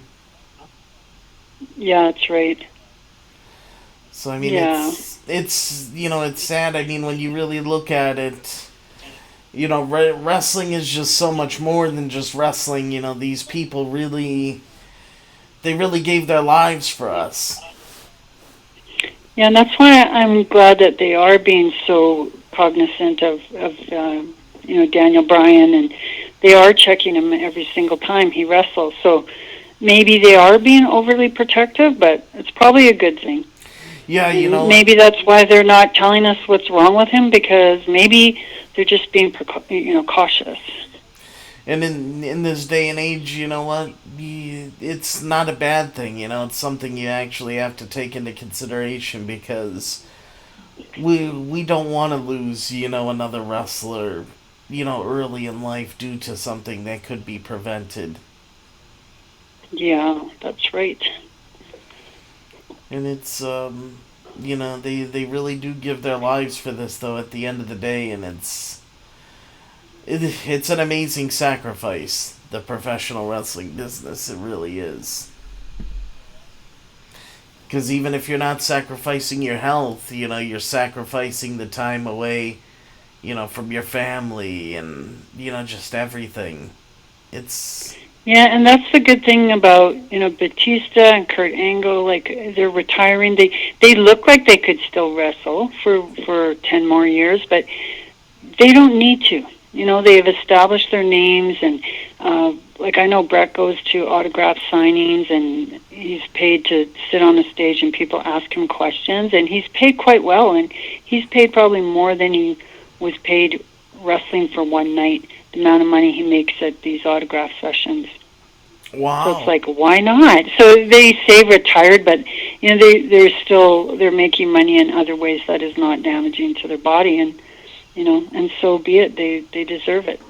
Yeah, they're just retired basically from the in-ring part of it. Yeah, the fighting. And there's a lot of things that you can do outside of the ring. Well, Brett's the most mercurial. He is writing the script right now, and he's an author. He's an excellent writer. Oh, I can imagine. Really is. Yeah. He's got a couple books out. So I'm looking forward to that. Doesn't Brett have a couple books out already? He has the one book. Okay, yeah, one book. My Cartoon Life of a Professional Wrestler. Yeah, that's it. Yeah. Yeah, he's probably... he's been, he's helped, he's quoted in other people's books. Yeah, I heard a lot of people, they have stories about Brett that they talk about. Yeah. Good or bad. I sometimes they have videos, of all the negative things that Brett says, because he calls a spade, and that's one thing about him. He's no nonsense. See, and that's what I respect. He'll just call a spade. That's what I respect. I like somebody that has the guts, straight shooter. To go out there and just say it the way it needs to be said. You like me, fine. You hate me, fine. This is how I feel. And I respect that. He's a tad arrogant, but that's the beauty of him. Yeah, it's all part of the hitman character. Yeah. The best there is. Okay, well, my dog is barking here, Todd. I'm going to have to go get her, so... Oh, she's barking? I have to break kayfabe and go... Yeah, I put her outside, and she's old. She can't make it back up the stairs, and then she already got a nuisance warning, so if she barks... Oh, okay. Says nuisance barking, they're going to fine me $500. Oh, hey, Jim? Boy. You out here barking? It's like, poor old dog. And she's got a reputation. She's like, I want to come in. Okay. Lucky she's only 20 pounds. Because I'm lifting her up with one arm. Oh, that's easy. Okay, she's in. I want to talk about a little bit about, too, one thing that I'd like to mention. Hart Legacy Wrestling. Do you guys got any shows coming up, and how's the ring announcing going? Well, it's really exciting because Stacey Angel is in talks with ATPN. That's our Aboriginal television here in Canada. And with Grey Eagle Casino. They got a beautiful theater space there that seats 17,000 people. So we're in talks about doing a show there, like a reality TV show and wrestling shows, culminating from this reality show about First Nations men and women getting into the business. That is awesome. Yeah, I'm really excited, but it's all still in the works of talking, but it's looking very, very promising. So I'm hoping that we can start shooting in July. And it's going to be on TV out in Canada? Well, I'm sure you guys could get ATPN. It's you know what? I'll have to look into it. It must be accessible. Yeah. And if we don't... It's like HBO, or it's called ATPN. Okay.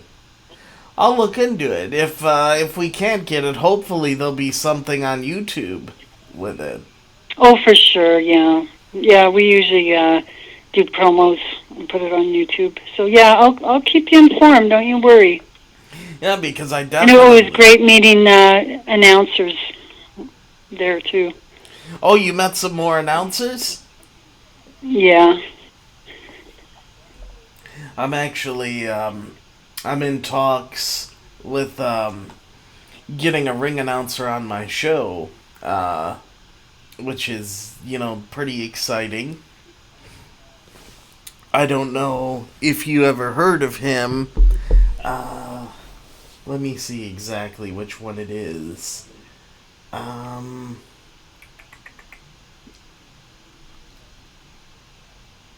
Well, like we talked about this before, it's not an easy job. And then my son was showing me, he goes, Mom, because I did a blooper one night, saying, instead of saying luchador, I said a lucha libre. And my son's like, oh, you can make the announcing bloopers. And I was like, what is that? And he showed it to me, and this one guy called Bret Hart, Bret Hank or something, he pronounced, or he said his name wrong. Oh, yeah. Bret the Hitman Hank or something.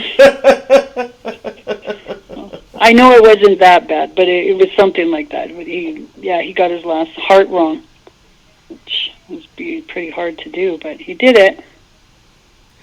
Yeah, so after that, I was like so nervous. I'm like, I hope my son doesn't send this in to the bloopers announcers.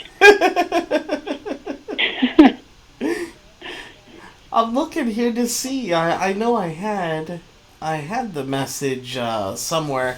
I think I kind of remember his name. I think it was like Dan something Dan Maxwell Shaw or something like that. I think is his name off the top of my head.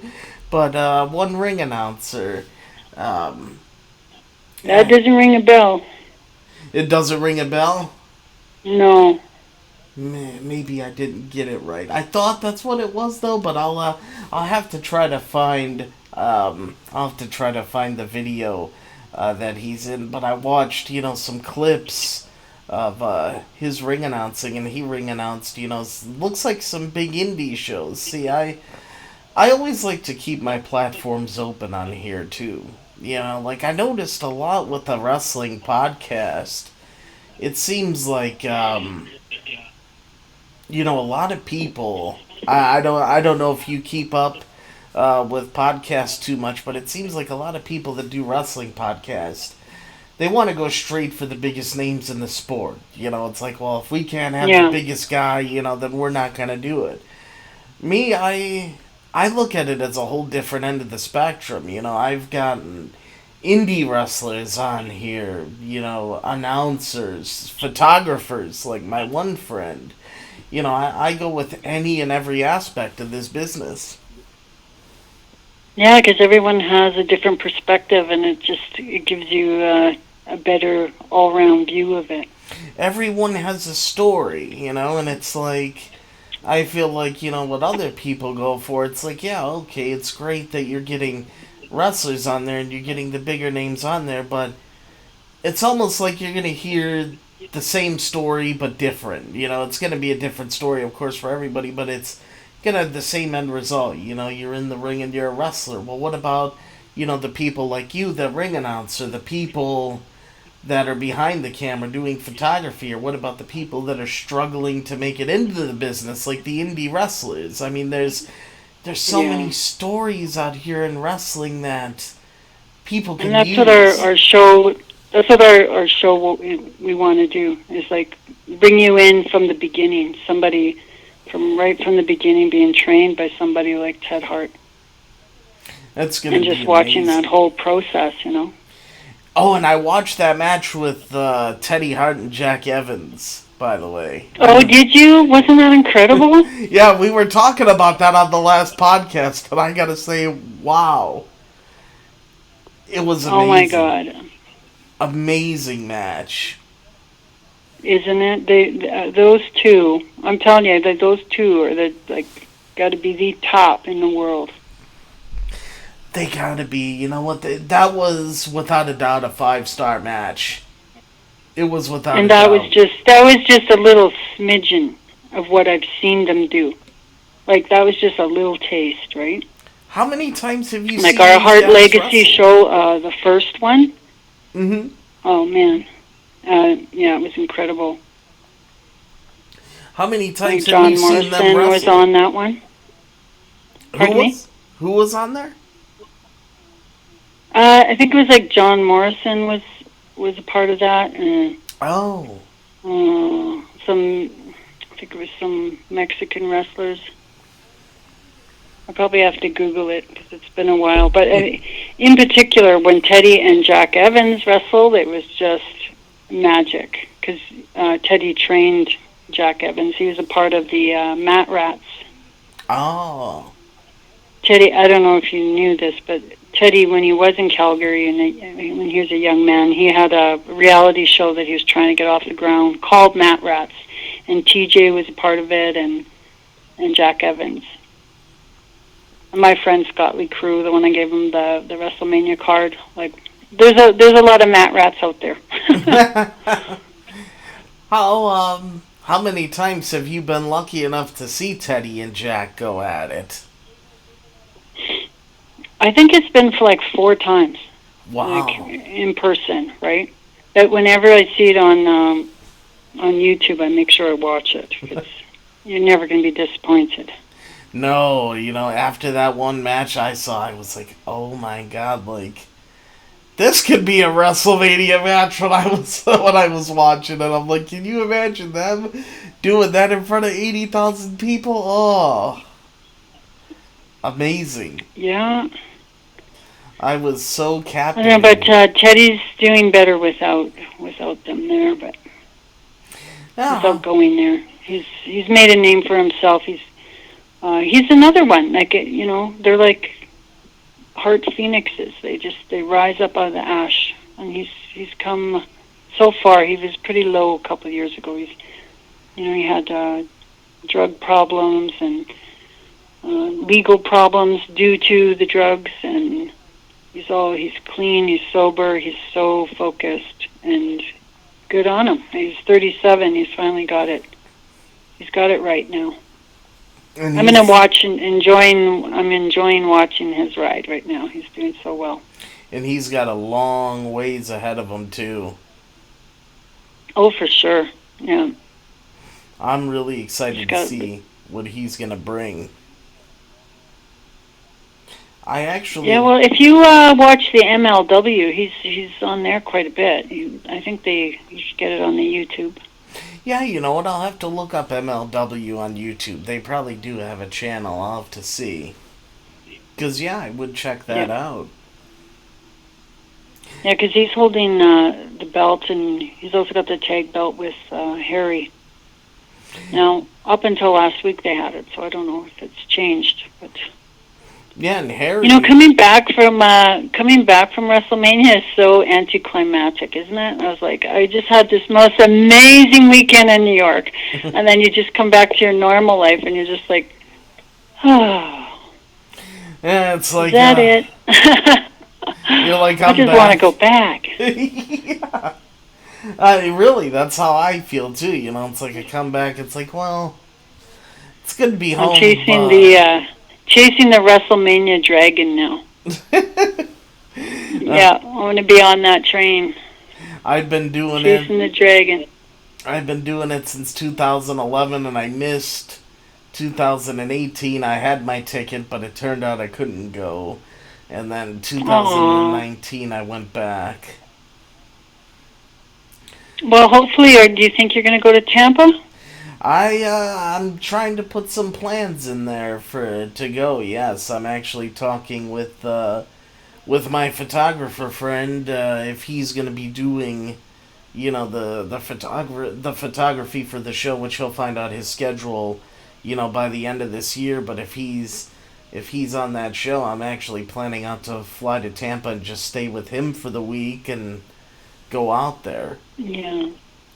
We have so many friends in Tampa. Like we could probably not need a hotel room, although knowing how we travel in a large clump, that we would get a hotel room. But it's nice to have those options. And all my older kids wanted to go to Disney and do all that sort of thing. So we're gonna roll it all into one.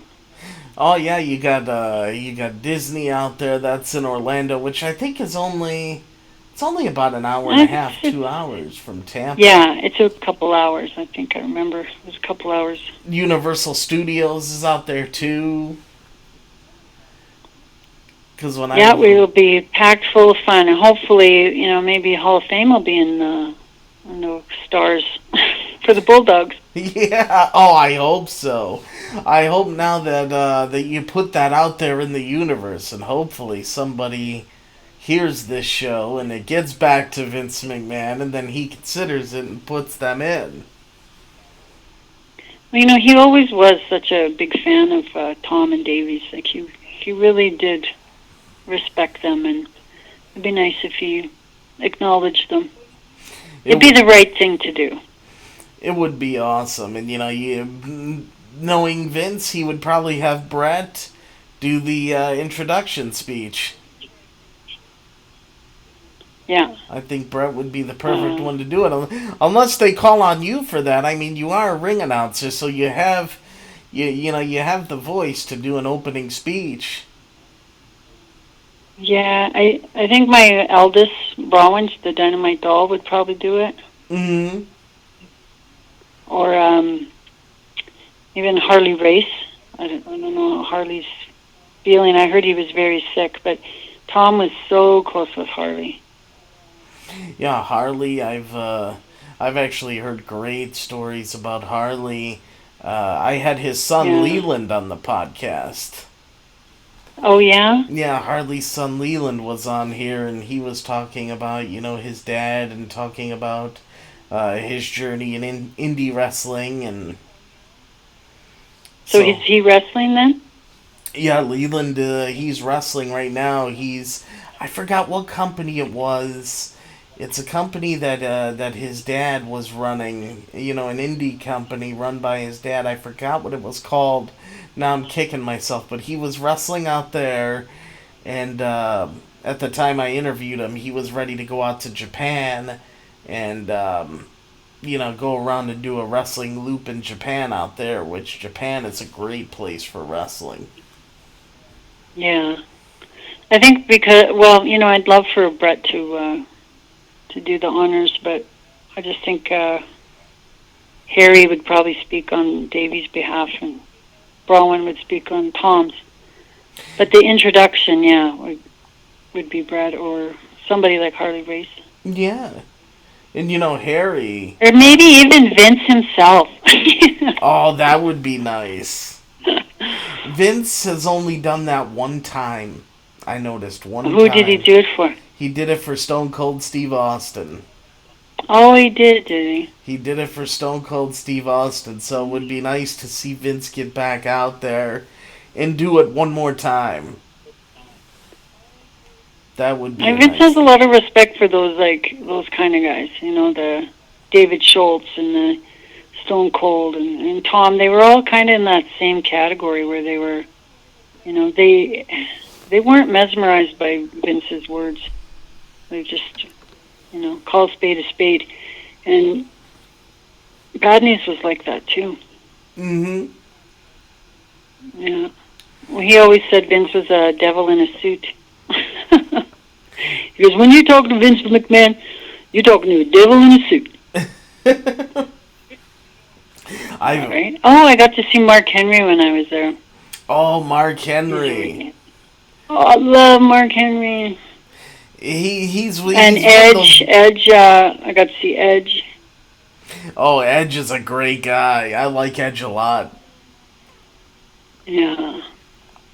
All those guys came to Calgary and did some wrestling at Brett's house with Leo Burke. Wow. And Christian and Test and... You know who my favorite wrestler of all time is? Surprisingly, Chris Jericho. Chris Jericho is always my favorite. Chris was out here too. He's such a good boy, isn't he? Yeah, Chris, I'll tell you, he's amazing. I met donated. Him. It was. What were you gonna say? He donated. I'm sorry, I didn't mean to keep going. He donates money to these people that that can really use it. To Kamala, I heard he just saved Kamala's house. Wow. Yeah, he's got really bad diabetes, and Chris Jericho he does these kinds of things. I met him 3 times. Generous. All 3 times that I met him, and this is actually a funny story. I think I only told it one time on the show, and it was a long time ago when I told it. So anybody that hasn't heard it, now they could hear it.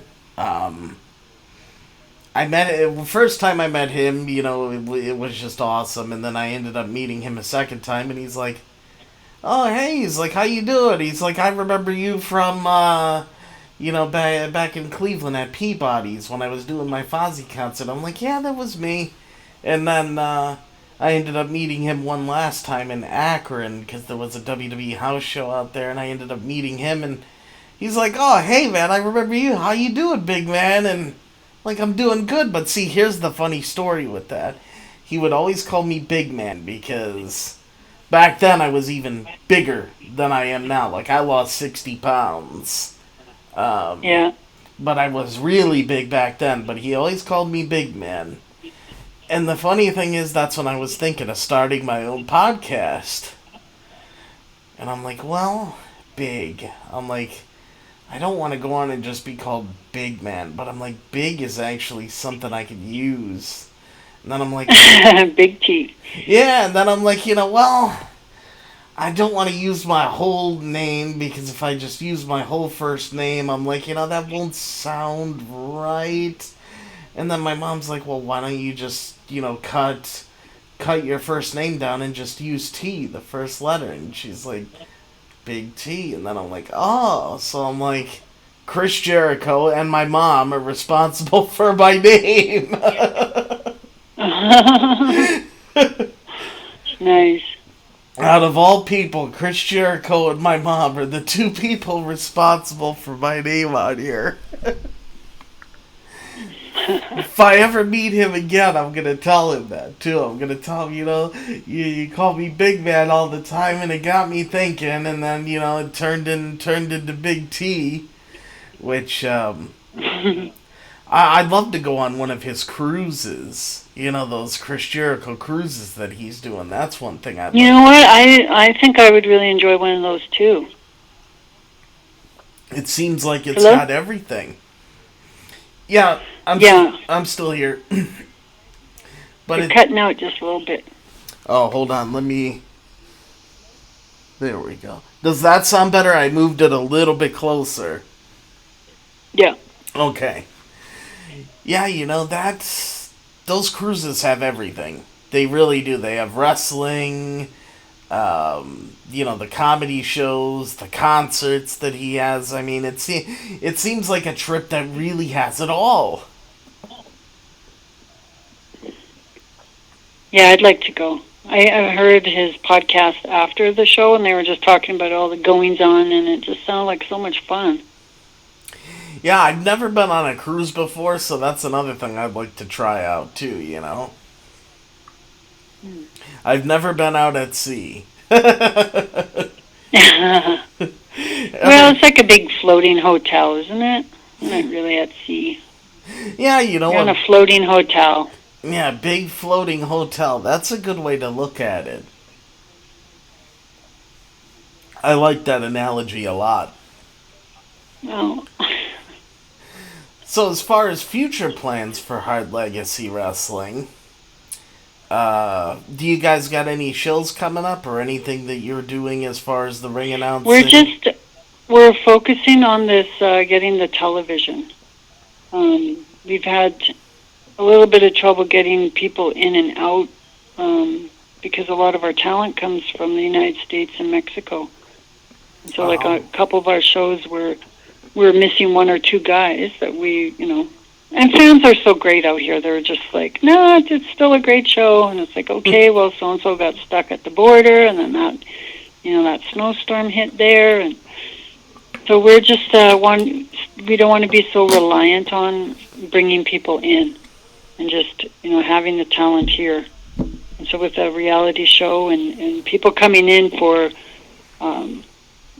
filming a show that has a wrestling show, but the main focus is the reality show, like leading up to a show. And the Canadian wrestling fans are just great. Oh, they're so accommodating. It's so great. Like I think one night we were half an hour late and nobody even noticed. Like we apologized and they're just like, no problem. Yeah, they're like, we just want to see wrestling. Yeah, but I tell you that we put on such great shows. Like I don't know if you watched any of those.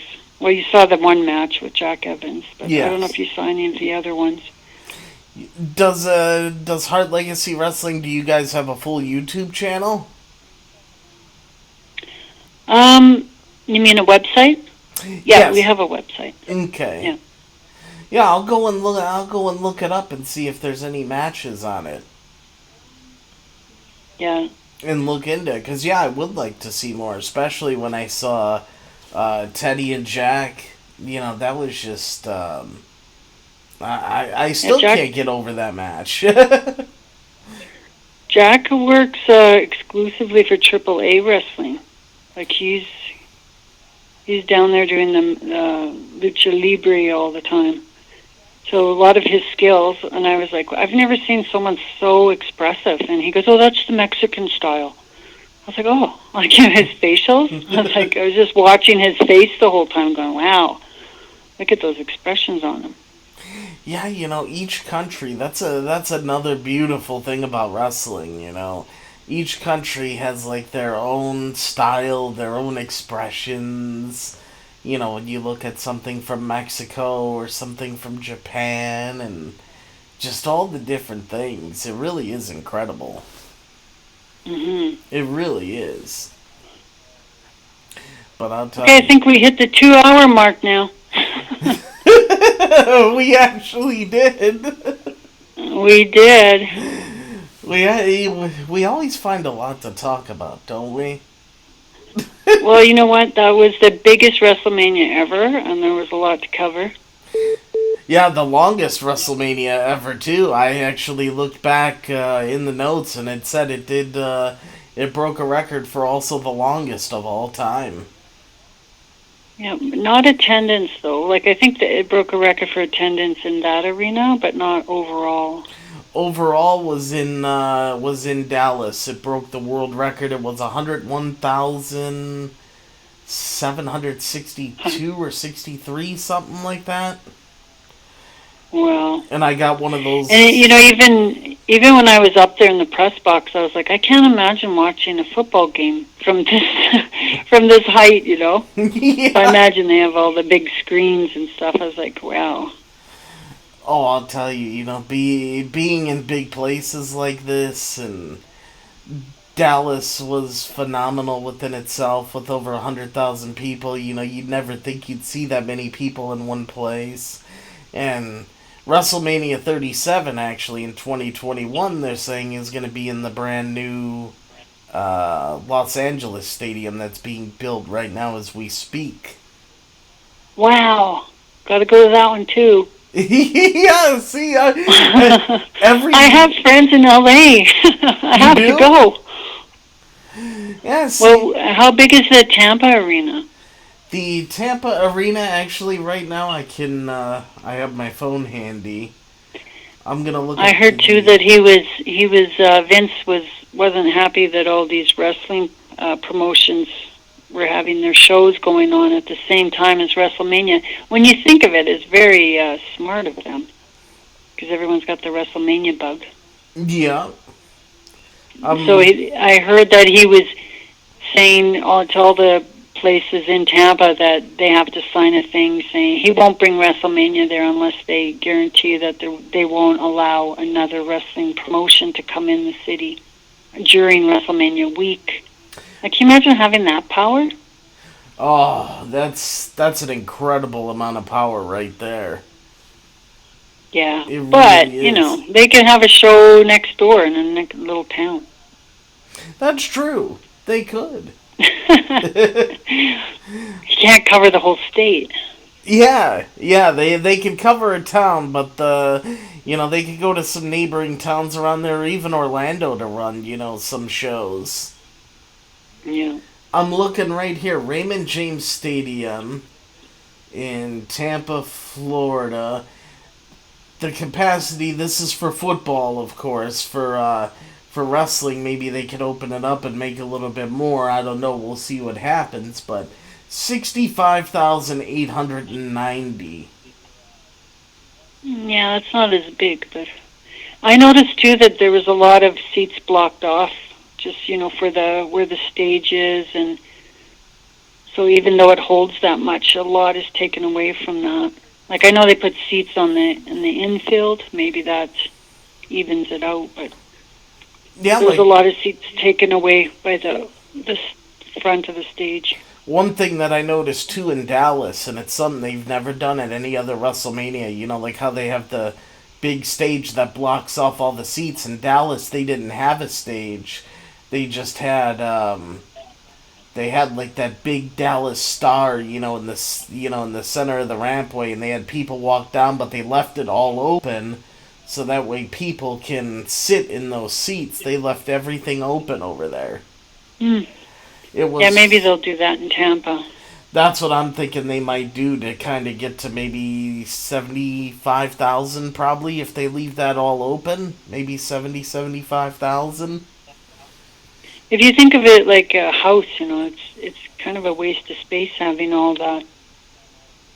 Like, yeah, it looks good when they come out, but that's it. Exactly. I guess that's where their pyro comes out and stuff, but the ring is what counts. That's what we're there to watch. We're there to watch that 20 by 20 squared circle. And, does he make his money from the gate? Or because I was looking at that, I was like, all these people in these seats are maybe paying for this light show. But I think all his money is made from the pay-per-view. I think now because I don't think there's many traditional pay-per-view outlets anymore since they got the WWE Network. I think just a couple of cable companies. Well, I know my daughter pays for it. So like people that don't have the channel, Okay. like they pay. It's a pay-per-view. Like I can just, if I want it at my house, I can order it. Oh, nice. Yeah, like I'm just wondering where is all the money? It's got to be. Where's it coming in? Where is it going out? It's got to be from the gate, I would think. Well, I'm sure there's a lot of money from the gate, but I'm just, when you're paying your talent and just, the cost of that arena, just to rent it, all the security, all those buses, just everything that I saw, I was like, wow, must cost them so much money. And the pyro, I could only run it. I could only imagine the millions of dollars in fireworks that they were shooting off. Yeah, it's a good lesson. If we can figure it out. Yeah, we need to figure out something like that. Well, even, the little indie shows that I've been involved with, I know, like, so much money goes in and not much comes out. Like, once you pay for everything and everyone earns you pay the wrestlers, there's not much left over. That's right. I wonder, you know what I'm thinking? Now, it just hit me. It just hit me sitting here. You know how they're getting all the money in profit? They're doing it by two main things. They're doing it by the TV deals, because I know the new TV deals that kick in this fall for Raw and USA, that was a little bit over $1 billion for 5 years. And then wow. So it's like roughly $200 million a year.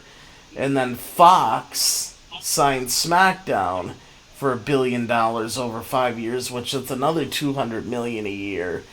And the Saudi Arabia shows that they do 2 of those a year. And I heard last year alone, from those 2 shows that they did in Saudi Arabia, I believe it brought in like $900 million. Oh my goodness. So it just hit me now. It just hit me now as we're talking about it. See, I just needed that. Yeah, it's all the TV. I needed that little spark. I needed that little memory spark, and you brought it out of me. You brought it out of me there. But yeah, it's all the TV, and it's all the Saudi Arabia shows that they're doing now. That's why you see them going over to the Middle East to do 2 shows a year now, because it's giving them a lot of revenue, and they actually have that deal signed for 10 years. They completed year 1 last year. They're doing year 2 this year. So they got 9 more years and 18 more shows that they're going to run in Saudi Arabia. Wow. That's where the money's coming from. TV and that. And, other specials that they do. Like besides Saudi Arabia, last year they went to Australia for one big show. So I think they're going to Europe too. UK, aren't they? Yeah, they travel all around. They do house shows in the UK and all over Europe and Germany, and they just... Oh, hey, I got to update you on my nephews over there in England. Oh. Remember I told you about Tom and Mark Billington? Yes, please share. One of my kids' nephews. Yes. Yeah. They got the tag team belts. And wow. Tom Billington, the one that actually looks like Tom, he's 15 and he has a tag team belt. And I was like, wow, you beat your uncle's record, because Tom's first belt was when he was 16. Wow. So this little guy is beating his uncle's records already. That's amazing. Looks just like Tom. Yeah, we're hoping to bring them over in the summer. So that's amazing. And I appreciate the update on that. I really, really do, because we were just talking about that on the last show. Yeah. Their first match was like in January, and Mark Billington. I know it's confusing because like Tom and Mark are the brothers, and the new Mark and Tom, they're they're the dynamic duo. So I know it's confusing. But Mark Billington, the father, said that there are books all over. Like he's all over England, driving them around, just like Tom's father did for him. So what I really love is that they're getting the same beginning like Tom did. Tom and Davey. Davey had that too. And he broke the record. He broke his uncle's record, 15, winning his first championship. Yeah. Wow. His first belt. Yeah, his first belt. Yeah. That's amazing. Yeah, congratulations to them, for... Yeah, I'm so excited. And I can't wait for them to come and meet my Billington kids. And because Mark is, he's a really good uncle. He's always... my granddaughter, Taya, who's just turned 2 years old, did we call it a bum drop off the crib. Mm-hmm. She just... I don't know why. She just launched herself off the crib backwards and landed on her bum. And just got back up and did it again. And then so Mark Billington and the dynamic duo sent a video saying, "Hello, Taya. Just want to tell you that was a good bum drop. Keep on doing bum drops. Keep up the good work." Oh, that is great. I wish them all the success in the world. I really do. Now that's a good story to hear about. Oh yeah. It really is. Yeah, we can't wait till he comes over. Like Mark was here when he was 16 years old. When he came over, Tom, I think I told you this already, but Tom always told me his little brother's going to come and live with us, and he was going to train him as a wrestler. And he did. He came when he was 16, and Tom did train him. It was a lot of hard work. Mark had a bit of a heart murmur. So, and his mother said, Tom, they never make two the same, and he's not like you. And, he is very athletic, but he didn't have the capability of, I don't know if anyone really understands how difficult it is to be in that ring running those ropes for an hour. Oh. An hour. Like those hour Broadways are... You have to be in top-notch shape. Top-notch. I could imagine, like, because... The cardio, just to maintain that. That's why when you see people that don't wrestle very often, they blow up so easily. But even like when we're joking around and we'd run and hit the ropes, like we do 2 or 3 run backs and we're like all huffing and puffing, and it's like, how do you guys do this for an hour? Let alone lifting and slamming and jumping. And they're amazing athletes, incredible. I just couldn't even imagine that, for 1 solid hour, and bouncing off those ropes. That's got. Those ropes those are big, thick cables. Yeah. Like metal under there. They gotta have bruises on their back from running into those things all that time. Well, I remember Wayne Hart had to fill in. He wrestled as the Purple Moody. If a wrestler wasn't, didn't show up or was injured, there was always an emergency kit there where Wayne could put this purple mask on and he'd be the Purple Moody. But he came home and he had like these big bruises all across his back where he hit the ropes and on his arms and on his chest where someone had chopped him. And I was like, why were you guys so mean to Wayne? Like, look what you did to Wayne. And Tom was like, oh, you're silly. He goes, he's just not ring tough. And I was like, ring tough? He goes, yeah, when you wrestle every day, your body gets tough and you don't bruise anymore. And I was like, oh my God, ring tough. I was like, ugh. So I couldn't believe it. Like these purple black bruises were, it's like all these guys would be like that if they weren't ring tough and girls.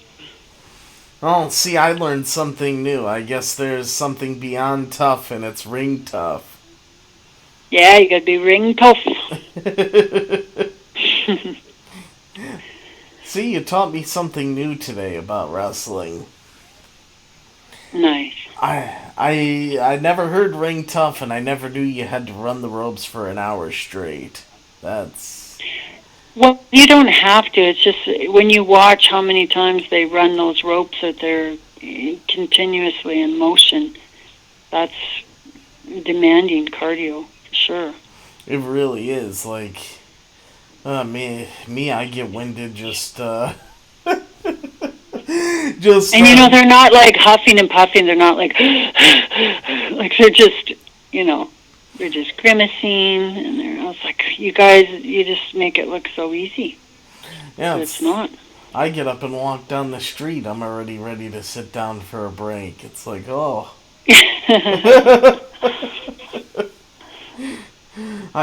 Yeah, my dog's looking at me. She needs me to take her outside again. Oh, she's ready to go out? Yeah. I had to take her for her night walk. Oh, that's nice. That's nice. Oh, well, Michelle, it's always wonderful to sit here and talk with you and just hear many great stories. Yeah, I really enjoy our talks. Not many people want to talk wrestling. I'm just because they don't know about it, I'm the type of person that can talk wrestling for hours and hours. And I think that's common with all of us, right? Like once you drink that Kool-Aid. Yeah, that's what it is. I got sucked into this. Oh my God, at like probably 10 years old, and I'm 31 now, and I love it more than I ever did. Yeah, well, don't ever give it up. No, this is... Okay, I gotta go. My dog's gonna bark now. Uh-oh. Yeah. That's my killer. Someone's at my door. Alright, well, Michelle, thank you. And I hope that one day you could come back on. Maybe when you're on summer break or something, if you think you have more stories that you'd like to tell. I always have stories. But I'll let you know. I know, like, once my grandbabies are born in July there, I told you Broman was due July 4th, and my son's his wife's due July 1st, so, and the dynamic duo's coming over in July, so, yeah, maybe August. Yeah, that sounds good. You'll have a lot of great stuff to talk about. Yeah. Well, I look forward to it. You take care. Thanks for having me on the show. Oh, you too, Michelle. Thank you for coming on. Always a pleasure. Yes. Have a good night. Good night. Bye. Bye.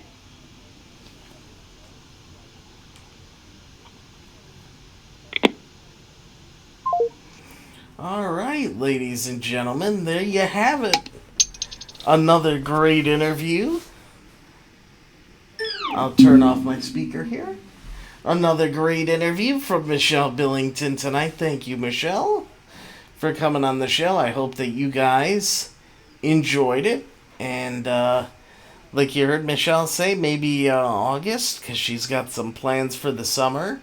So maybe in another 3 or 4 months or so, we'll see Michelle back on the show. But guys, thank you for joining us tonight. I hope that you guys enjoyed it. We had a blast talking about WrestleMania 35 week and upcoming projects for Heart Legacy Wrestling and so much good stuff.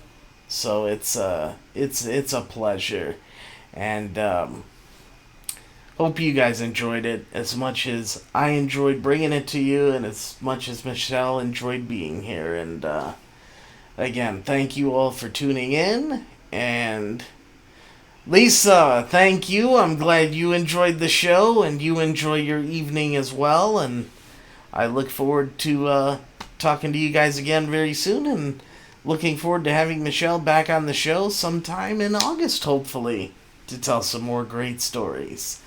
Alright, guys, so you take care.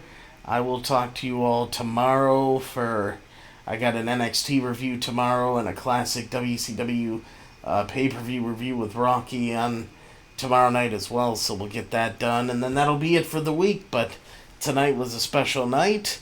Thank you to Miss Michelle Billington for being on the show again.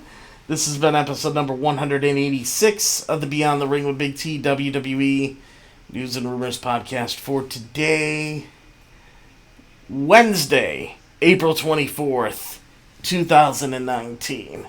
And it was a great show, so hope you guys enjoyed yourselves as I did. And Lisa, great having you here as always in the chat, keeping us busy. Definitely appreciate having you here as always. And guys, take care of yourselves. I will see you next time, and yes, there will be a next time. Don't forget us and we won't forget you. And if you want the best for all of your professional wrestling needs, always remember, if you want the absolute best for your professional wrestling needs, always think Beyond the Ring with Big T. And guys, I'm your host, Big T, and I will see you at the matches. Take care, and I love you all. And we'll talk to you very soon. And again, thank you so very much, Michelle Billington, for being here again with us tonight. And I look forward to having you on the show again very soon, hopefully sometime in August. Alright guys, you have a great night, and I will talk to you very soon.